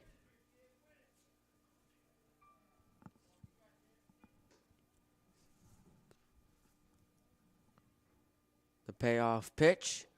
That one called strike 3. Eddy strikes out. That ends the 4th inning. So the Polar Bears not able to record anything there. They still lead 15-2 here on Video Productions. Hi, my name's Zach Frazier, and I'm from Fairmont, West Virginia. And when I'm back at home in Fairmont, you'll find me at my local Parmar store. We had that Golden Boot pride at Parmar. There are literally hundreds of Parmar stores in West Virginia, Kentucky, Ohio, and Pennsylvania, and even more on the way.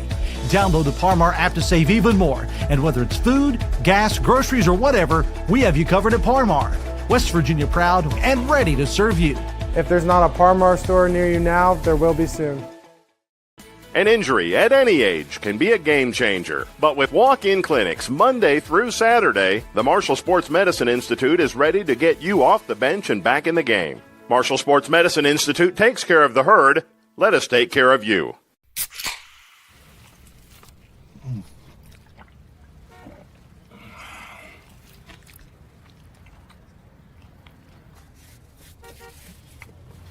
Sandwiches, better with Pepsi.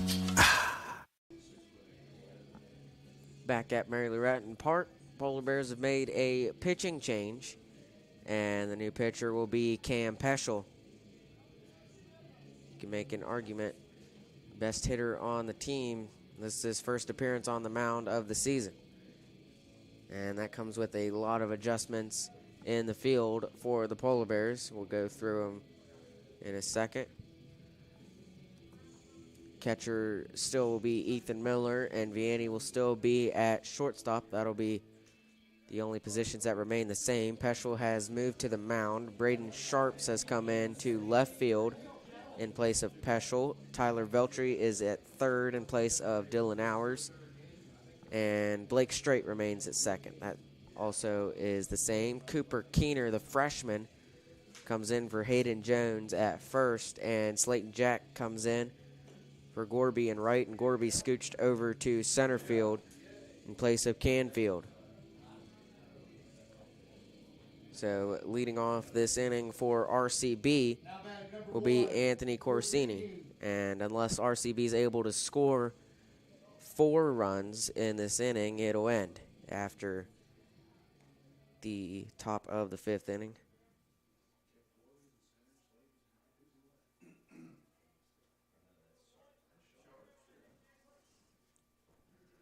So Cam Peschel on the mound for the first time this season, fires, and it is fouled by Corsini. Polar Bears scored 15 runs last Monday against RCB. They have 15 on the board at the moment. Peschel deals 0-1, misses inside, ball 1. Count moves to 1-1 with nobody on and nobody out, top of the 5th inning. Peschel deals. That one missed up high. Count 2-2. 2-1. Nobody on, nobody out.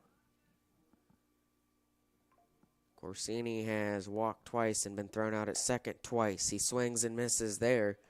Count goes to 2-2.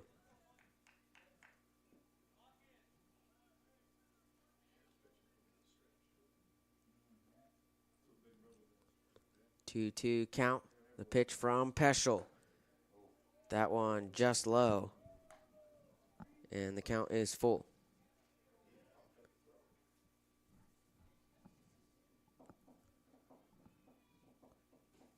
Three balls, 2 strikes. The payoff pitch swung on by Corsini, and that'll head foul and out of play. Corsini stays alive.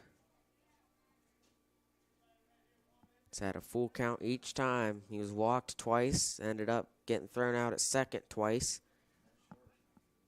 Peschel fires that one over the head of Corsini, and he walks for the 3rd time today. Xavier Carvelli still in the lineup for RCB.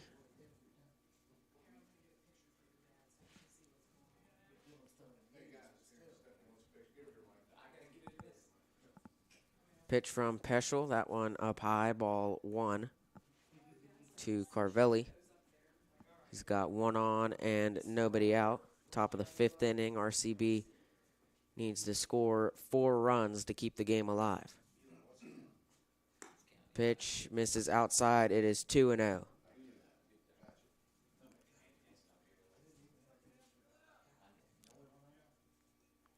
One on, nobody out. Here's the 2-0 from Peschel. That one behind him. Corsini takes off. This time he'll make it to second without getting thrown out. So Corsini now in scoring position for RCB. On the passed ball, count 3-0 to Carvelli. Peschel looks back and deals. Down low, ball 4. 4 pitches, and Carvelli walks. Brings up Saverio Destito now for RCB. 2 on, nobody out. Now batting number 7, Destito. Said RCB needs to score 4 to keep the game alive. They've got 2 on, nobody out. Peschel deals. That one inside. Just getting out of the way is Destito. Now 5 straight balls thrown by Peschel. Well, 6 if you go back to Corsini. That one outside, ball 2. See what Peschel decides to go with here on a 2-0 count to Destito. The pitch.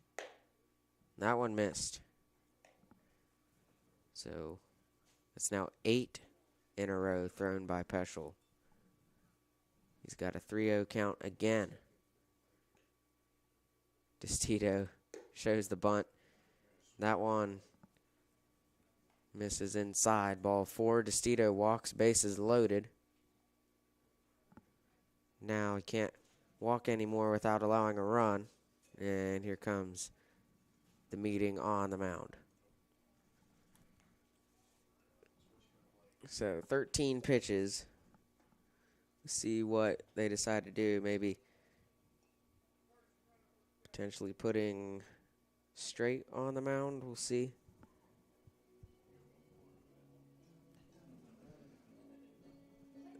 Peschel threw 9 consecutive balls. That's not something you want to do, especially when you need 3 outs without allowing 4 runs. And now, if one swing of the bat could put RCB back out of the 10-run rule. See what they go with. They're going to stick with Cam. So Cam will remain on the mound. He's got the bases loaded, nobody outs, and it's been 10 pitches since he's thrown a strike. See what he can come up with here against Ashton Schaefer. The pitch inside. No, they called a strike. So caught the inside corner for strike 1.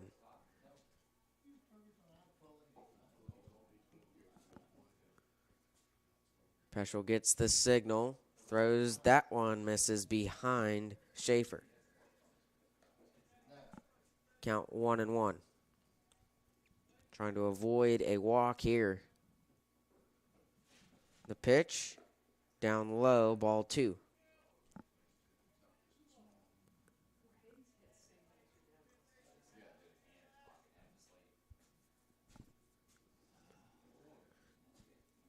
Peschel deals the 2-1. That one outside for ball 3. He's got a 3-1 count. A walk here will give RCB their 3rd run of the game. Here's the 3-1. Swing and a miss. The count is full now. Ashton Schaefer.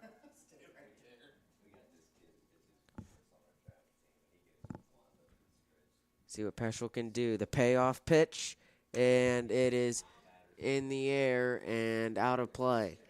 Foul ball, so Schaefer stays alive. Count remains full. Payoff pitch, and that one's over the head of Schaefer. RCB scores a run on the walk there. It's 15-3.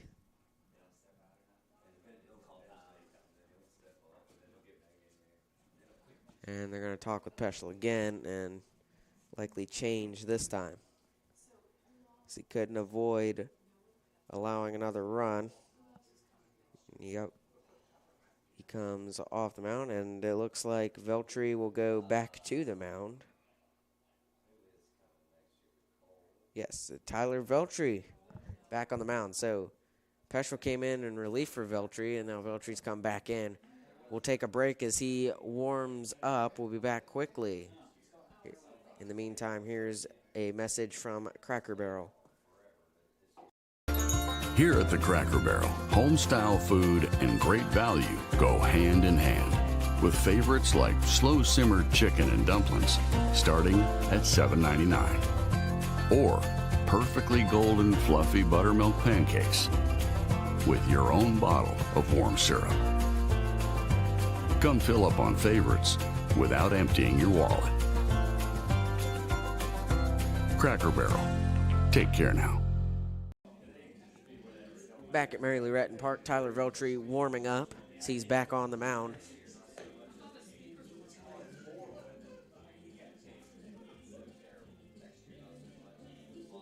Assuming Peschel will just move to third, and Veltri and Peschel will just swap spots. Base is still loaded, nobody out, top of the fifth inning. RCB, 3 runs will put them out of the 10-run mercy rule. RCB sends a courtesy runner out there to second. In place of DeStito, that is Landon Frazier. And Carvelli at third as a base runner. And Schaefer at first, who just walked there. From up to the plate, Corsini has come in and scored in this inning for RCB.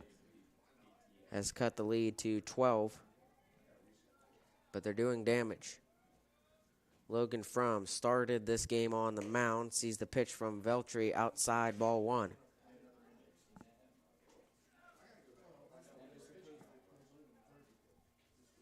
Polar Bears will be back in action tomorrow night against Grafton. That one down low for ball 2. That one will be here at Mary Lou Retton Park. We will be live streaming that one. The pitch swung on. This is into left field, and it is down fair territory. 1 run comes in for RCB. That is Carvelli. Frazier's in, and it's back to a 10-run game on the 2 RBI single by Logan Fromm. Runners on the corners, nobody out for RCB. Last Monday, these two teams played in Clarksburg.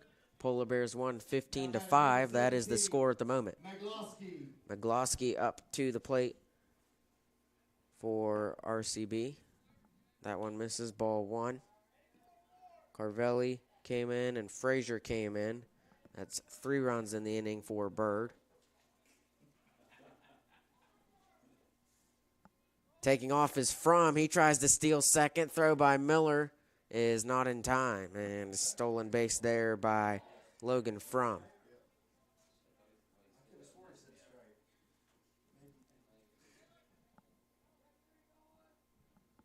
Count 1-1. Veltri, that one outside corner.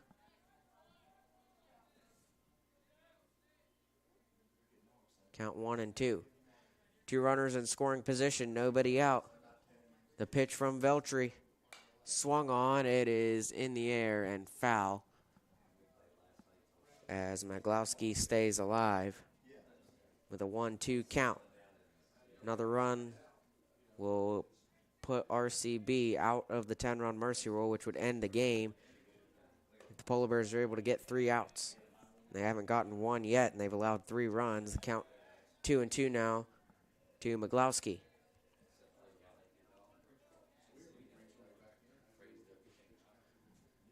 The pitch, called strike 3, and Veltri strikes out Maglowski without a swing First strikeout of the season for Tyler Veltri. First out of the inning, still 2 on. Now batting number 23, Dobbins. Now 1 out. That'll bring up John Dobbins for the Eagles.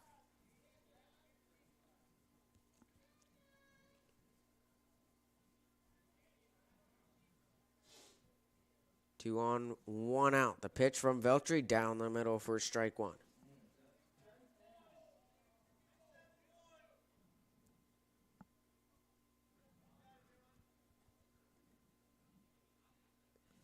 Here's the pitch. Showing bunt is Dobbins, and he pulled back just in time. The count 1-1 now. 2 on, 1 out. Veltri looks over. The 1-1 up high, ball 2.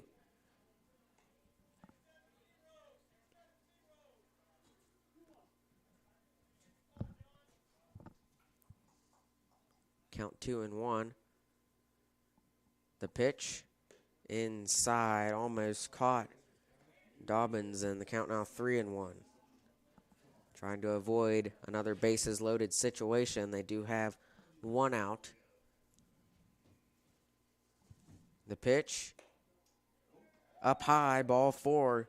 Dobbins walks. Bases now loaded for J.D. Ford.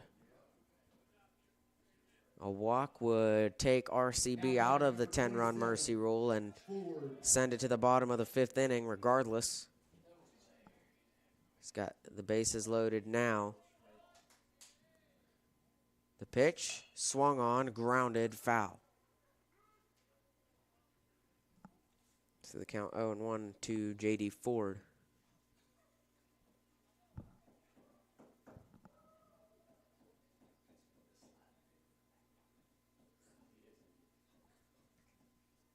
One out, bases loaded. The pitch from Veltri. Misses outside, ball 1.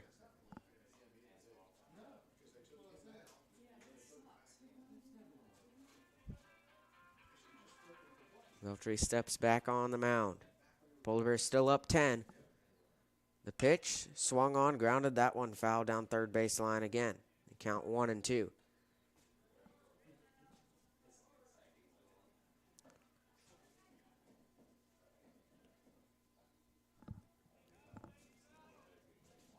See if Veltri can get his second strikeout here. The pitch, no, up high, ball 2.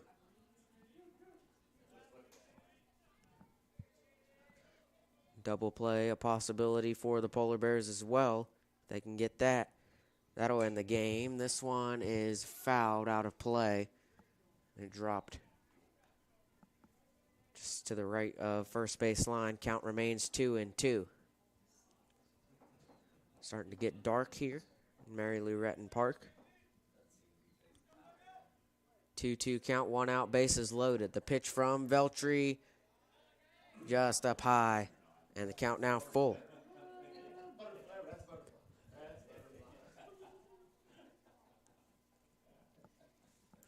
Bases loaded, the payoff pitch up high.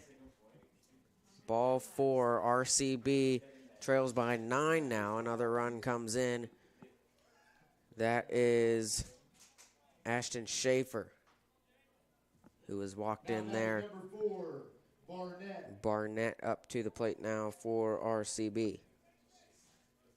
Bases still loaded, only 1 out. Veltri fires a swing and a miss there by Barnett. Again, double play could be a factor here. She's still got experienced players at second and short. Cooper Keener, the freshman, at first. Vianney at the 6th spot and Straight at the 4. Bases loaded, 1 out, 1-1. This is grounded. It could be 2. Nope, came out of the hand. They try to throw home and safe. Peschel had a chance at the double play. Could have chosen what base he went to, could have tagged third, but he tried to throw home and it came out of his glove.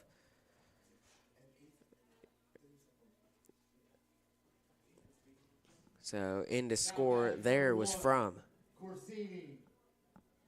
And the bases are still loaded, only one out. Now it's an 8-run game with Corsini up to the plate. Is swung on. That is into the glove of Peschel. He falls. They try to throw home, and Miller had his glove taken off by John Dobbins. The ball stayed in the glove, but it's safe is the call. Take a look. Grounded to Peschel. Tries to throw home. And it was right on the money, but Dobbins ripped the glove out of the hand of Miller. The ball came out at the end. And it's 15-8. And bases are still loaded, only one out. And you got to be careful right here if you're Fairmont Senior, because if you keep letting this happen, RCB could be back in this game potentially contending for the win.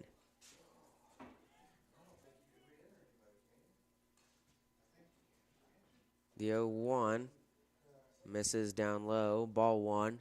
Count 1-1 to Carvelli.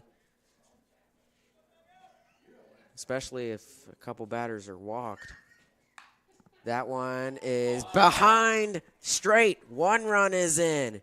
Here comes the second to the plate. It's a 5-run game. Runners on the corner, still only 1 out. That one just passed the glove of straight. Tried to make the catch in the air. Probably would have had a double play if he was able to make it.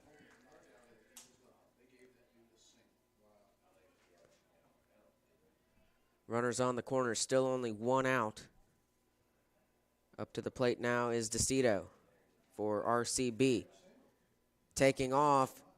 Here comes a stolen base without a throw.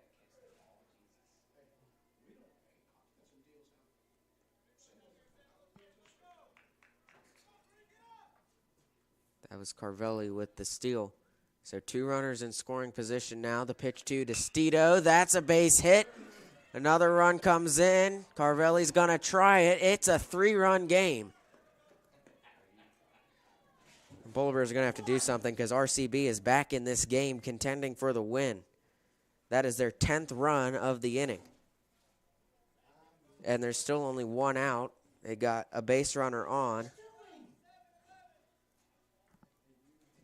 DeCito has 2 RBI single. Courtesy runner is Landon Frazier in place of DeCito at first. The batter is Ashton Schaefer. The pitch misses outside, ball 1. So RCB has a 10-run inning in this game. Polar Bears had a 10-run inning in the second inning. It's a 3-run game. The pitch from Veltri. This one is in the air. Sharps. Can he make the catch in left field? Yes, he can. 2 away. That one was high into the glove of Braden Sharps. Now there's 2 away, bringing up From. Number 18, From.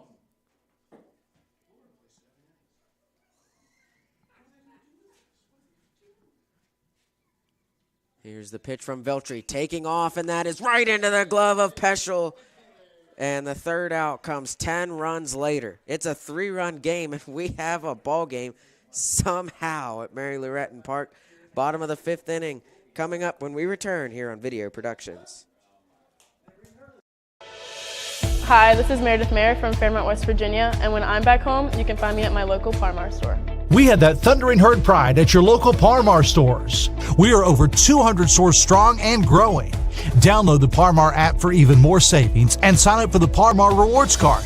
Whether it's food, gas, or groceries, we have you covered. We are Marshall and we are Parmar stores. If there's not a Parmar store near you now, there will be soon. Here at the Cracker Barrel, home-style food and great value go hand in hand, with favorites like slow-simmered chicken and dumplings starting at $7.99, or perfectly golden fluffy buttermilk pancakes with your own bottle of warm syrup.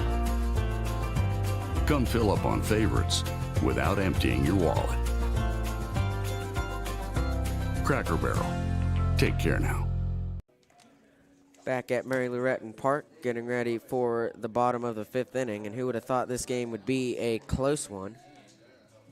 It's 15-12. Fairmont Senior still leads, and I don't want to say anything, but McGlowski had a very good inning last inning. If they can not allow any runs for the Polar Bears, they can put more runs on the board and potentially win this game.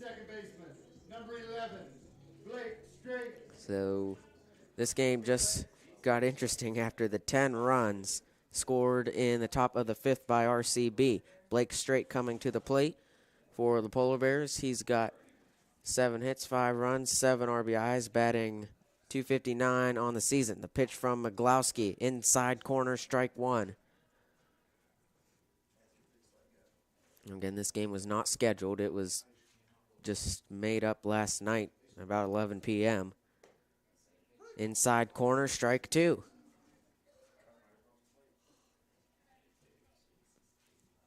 Count 0-2.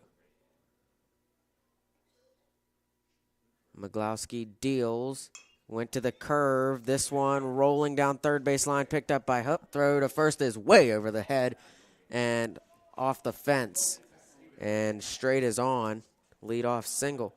Brings up Hayden Jones for the Polar Bears. Now batting, number 24, Hayden Jones. Straight is the base runner. I think Straight may have made a mistake there. He turned to second. So if RCB would have tagged him, he could have been out. That one gets away from DeStito. And Straight gets the second on the passed ball.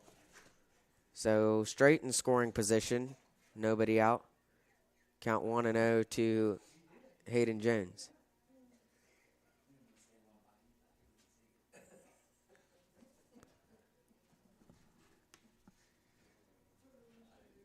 So Hayden Jones has a few hits in this game.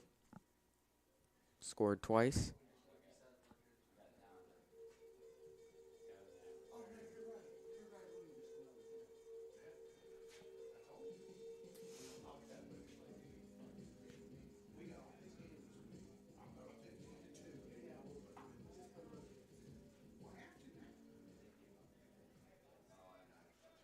Jones steps up to the plate. 1 on, nobody out. The pitch from Maglowski. The 1-0 down low. Well, that was 1-0. 2-0 count to Jones now. Straight the base runner at second. Maglowski fires. That one makes it a 3-0 count.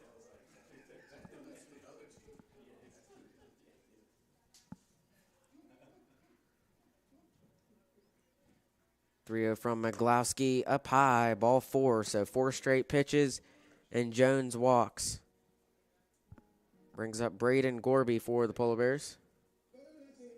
2 on, nobody out. Bottom of the 5th inning. Polar Bears lead 15-12.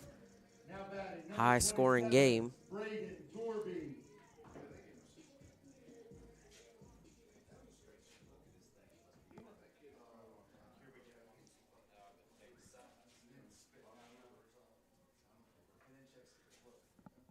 Maglowski will fire to Gorby, showing bunt. It's in the air, and DeStito couldn't get there in time. He tried to dive for it, but it goes foul.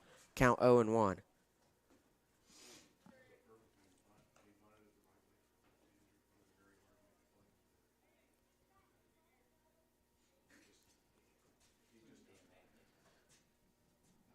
Nobody out. 2 on. Straight the base runner at second. Jones the base runner at first. Gorby has an 0-1 count. Maglowski fires just a bit up high. Count 1-1. And what looked to be a game that would end in 5 innings is now likely to go to 7.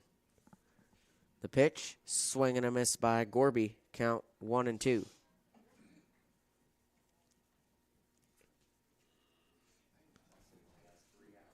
Cam Peschel on deck for the Polar Bears. McGlowski fires. That one misses outside. Count 2-2.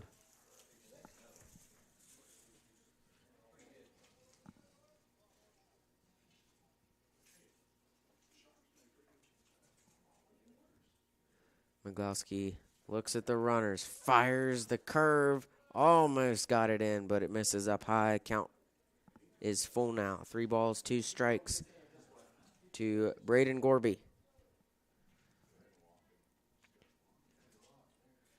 Payoff pitch outside. Ball 4. Gorby walks, bases loaded, nobody out. How many times have we said that in this game? And now RCB is going to meet with McGlowski.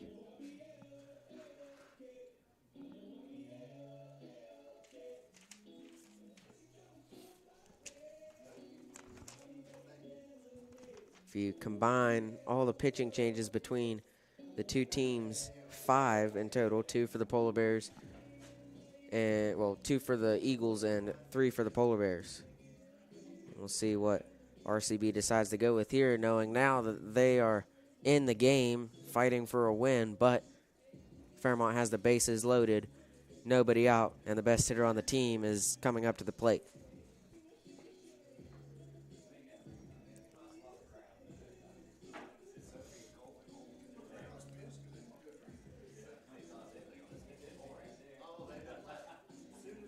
McGlowski will stay on the mound for RCB.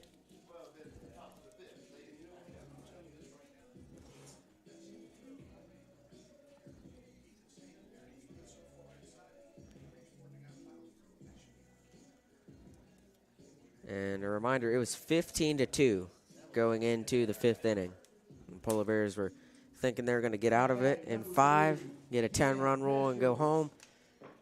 And now they're fighting to try to win the game against a shorthanded RCB team. They have good position at the moment, bases loaded, nobody out. They've had that at least 4 times. Pitch to Peschel, and he was swinging for the fences there. Missed it, strike 1.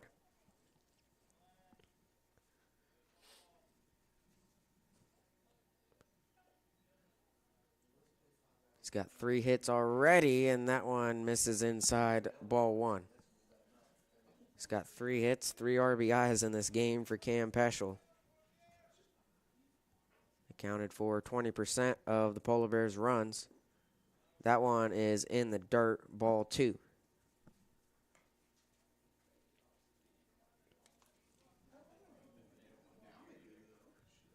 Count is 2-1 to Peschel.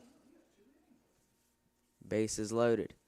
The pitch up high, ball 3. A walk here will put the 16th run of the game in for the Polar Bears, and still nobody out. The 3-1 just outside, straight comes in as Peschel walks with the bases loaded. 16-12, Fairmont Senior extends the lead. Vianney comes up to the plate for the Polar Bears.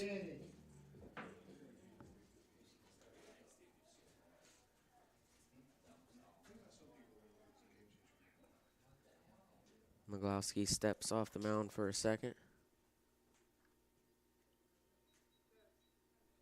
Something happening over by the RCB dugout. They're going to go talk to McGlowski again, and it appears they are.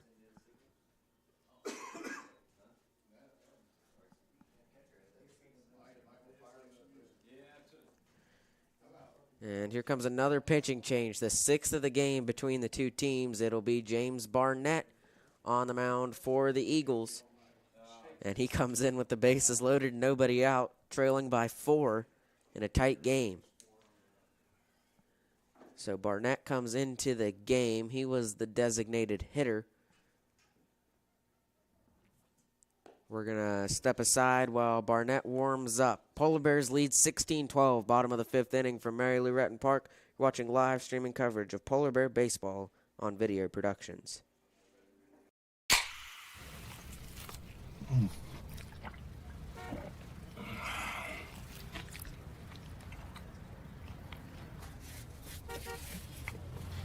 Sandwiches, better with Pepsi. An injury at any age can be a game changer. But with walk-in clinics Monday through Saturday, the Marshall Sports Medicine Institute is ready to get you off the bench and back in the game. Marshall Sports Medicine Institute takes care of the herd. Let us take care of you.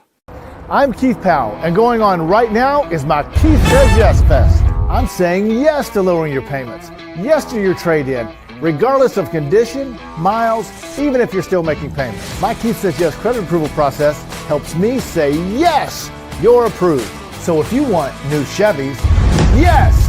New Fords, yes. Lifetime warranty, yes. Come see me, Keith Powell at Yes Chevy in Hurricane and Yes Ford in Huntington. Welcome back to Mary Lou Retton Park. Polar Bears lead the RCB Eagles 16-12. We're still in the bottom of the 5th inning. Coming in relief for McGlowski will be James Barnett for the Eagles. Polar Bears have the bases loaded and nobody out. Look to see if RCB decides to change any other positions in the field. Hupp is at third, Schaefer at short, Corsini at second, and Fromm is the first baseman. Doesn't look like any of those have changed. Estito is still the catcher. Barnett was the designated hitter, so theoretically they could just swap him without having to do anything in the field, and I think that's what Byrd is going to do.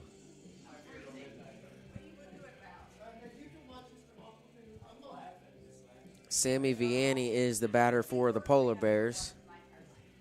Base runners are Hayden Jones at third, Braden Gorby at second, and Cam Peschel at first.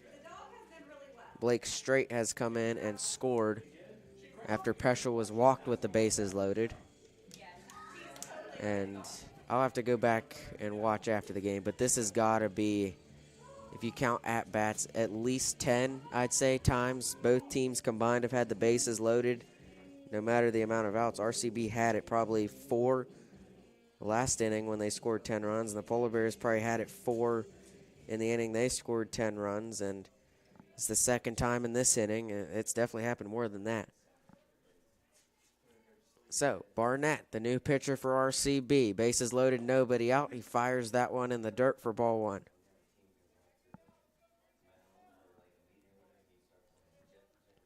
Count 1-0. Barnett. A swing and a miss by Vianney.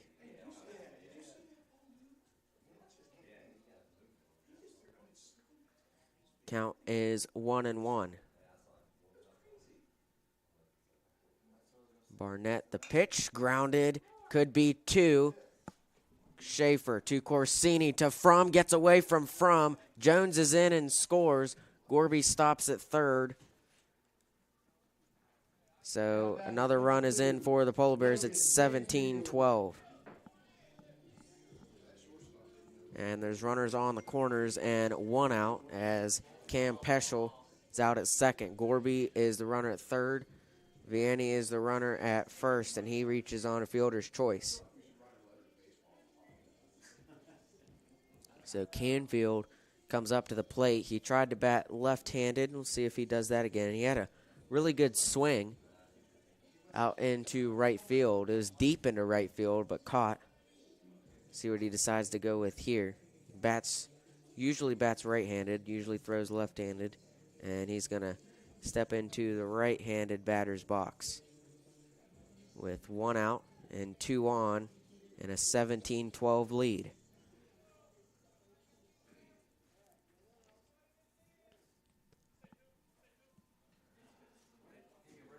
The 4th pitch of the game for number 4. Taking off is Vianney. The throw gets behind him.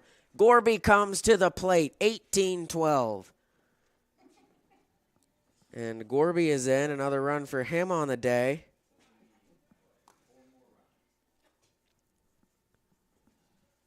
And Vianney is at third now. It's 1 out and 1 on.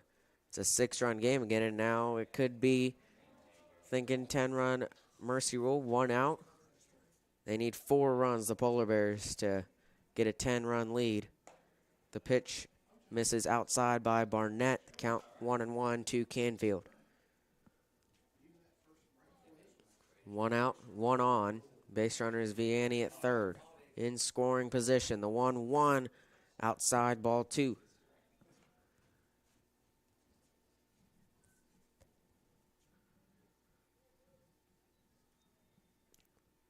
Here's the pitch. Swung on by Canfield and fouled out of play down the first base side. Count goes to 2-2. On deck for the Polar Bears will be Dylan Hours, who came out of the lineup. Tyler Veltri came in. Polar Bears put him back in after this game got close. And now it's back to a 6-run game. The pitch, that one up high, and the count is full to Logan Canfield. It's 1 on and 1 out. This will be the 9th pitch of the game for Barnett, and it is just outside, and Canfield walks. So Hours comes up to the plate. Runners on the corners, 1 out. Vianney and Canfield are the base runners. And Dylan has not had his best game of the year. He's only been on base once, and he walked. See if he can put the ball in play here, and he is the strongest hitter on the team for the Polar Bears, the biggest threat of a home run. He's got 1 on the year, and it was a grand slam against Buchanan Upshur. Checking first is Barnett. The runner's Canfield there. The pitch, Canfield takes off. Throw by Destito. Gets away again. Vianney comes to the plate. That's the 2nd time, and it's an exact copy of what happened the time before. Canfield gets the 3rd. Vianney is in. 19-12, Fairmont senior. Count is 1-0 to Hours. Runner at 3rd is Canfield.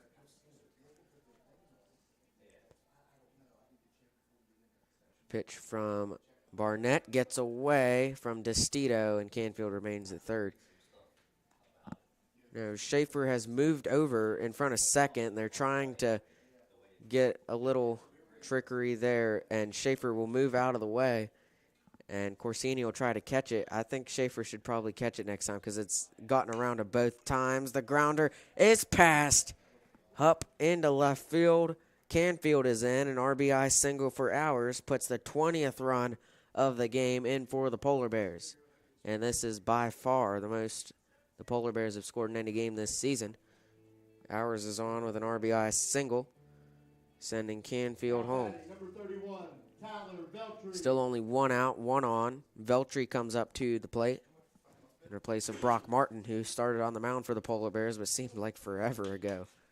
And Veltri shows bunt. 1 out, and stepping off the mound is Barnett. 8-run game, and the run that could end the game is at the plate. Tyler Veltri represents it. The pitch is high. Hours takes off to 2nd, and that one gets away as well. And Hours goes to 3rd.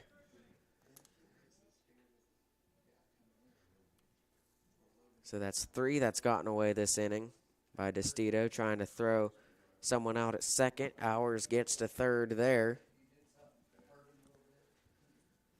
Veltri represents the run that could end the game, as if 2 more runs come in, the 10-run mercy rule is back in play. The pitch is down the middle for strike 1. The count 1-1 to Veltri with 1 out. Runner in scoring position is Hours at 3rd. The pitch swung on by Veltri. This is going to get down and behind Dobbins in right field. Hours is coming home, and Veltri gets to 2nd on the error by Dobbins. Hours comes home. Veltri in scoring position for Ethan Miller. Now batting, number 4, Ethan Miller. Only 1 out. Another run will end it in 5, which is how we expected it to happen in the first place when it was 15-2. Now it's, 16 runs later. Pitch up high to Miller. Misses for ball 1.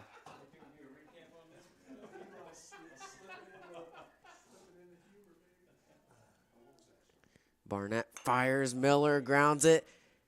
And the throw to first is in time. That's the second out. Veltry's coming to the plate. The game is over. Veltry snuck home, and the Polar Bears are going to win it 22-12. We'll take a look at what happened there. The game-winning run for the Polar Bears. You can see, watch Veltry at second. Miller grounds it.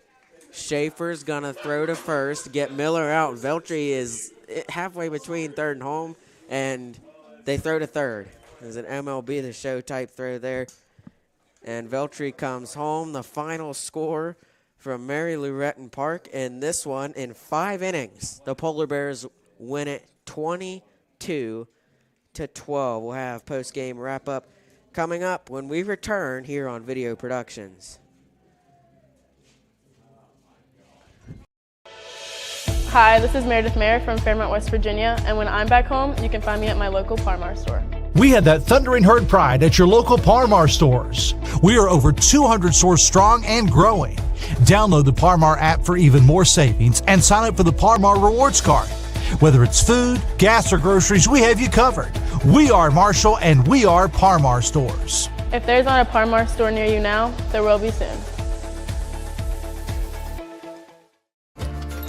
Here at the Cracker Barrel, home-style food and great value go hand in hand, with favorites like slow-simmered chicken and dumplings starting at $7.99, or perfectly golden fluffy buttermilk pancakes with your own bottle of warm syrup. Come fill up on favorites without emptying your wallet. Cracker Barrel. Take care now.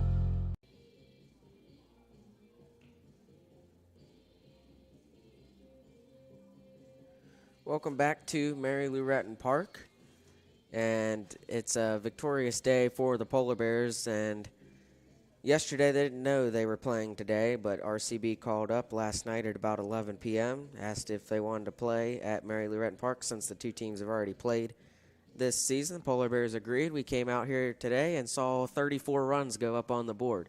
Polar Bears win it 22-12, and we'll go through the scoring recap and buckle up because this is going to take a while. So first inning was scoreless, believe it or not. It was the second inning that blew it open. Polar Bears scored 10 runs. Peschel, Vianney, Martin, and Veltry scored twice in place of Martin. Straight scored twice in place of Miller. Whitehair scored, Jones scored, and Gorby scored. Put the Polar Bears up 10-0. Then in the top of the third, RCB notched 2 runs. Ford and Bennett came in for the Eagles, made it 10-2. Go back to the third inning. Polar Bears put up 3 more runs, put 13-2 run there.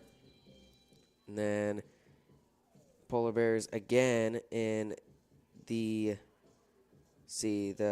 fourth inning scored 2 runs, made it 15-2, sent it to the top of the 5th inning. And this is where, you know, this 15-2 going into the inning. Polar Bears are kind of like, okay, this is going to be it. All we need to do is get 3 outs and without allowing 4 runs. And they didn't just allow 4 runs, they allowed 10.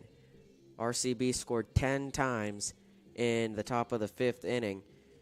Corsini scored twice, Carvelli scored twice, DeStito scored, Schaefer scored, Fromm scored, Dobbins scored, Ford scored, and Barnett scored. Made it 15-12 going into the bottom of the 5th inning, and it's like, oh no, is it going to go to 7 innings?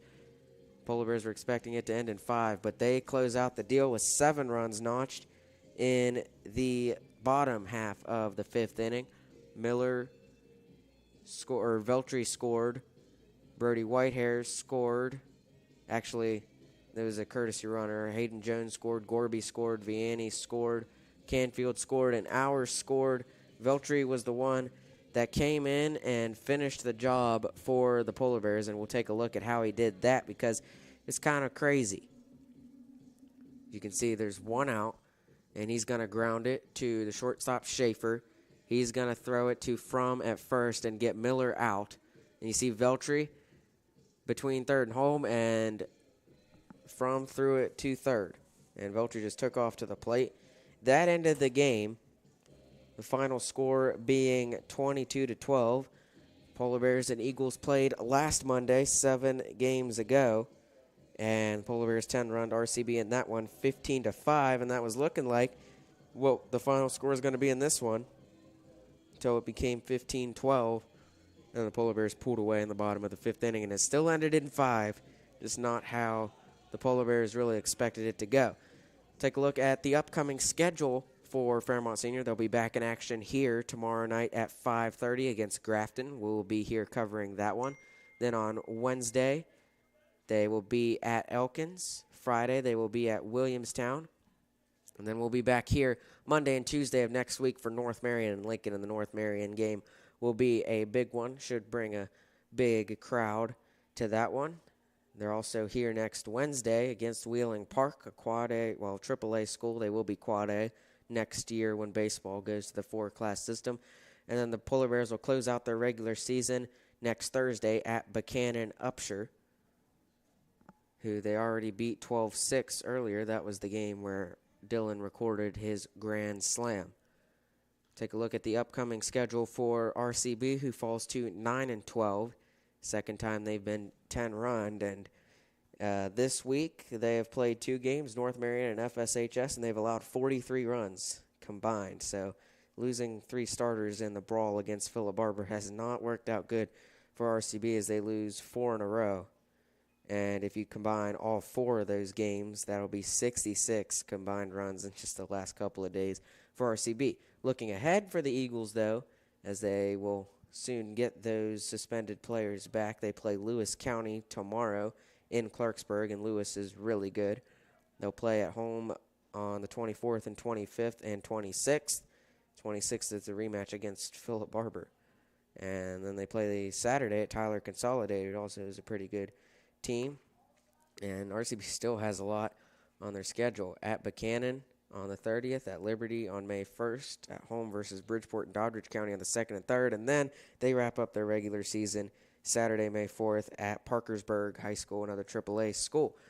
But until tomorrow, we'll see you in about 21 hours. The Polar Bears and the Bearcats will play here tomorrow night, but right now, the Polar Bears are celebrating a 10-run win over Robert C. Byrd, 22-12. The final score. I'm Eli Brady signing off from Mary Lou Retton Park, where the Polar Bears have won here on Video Productions.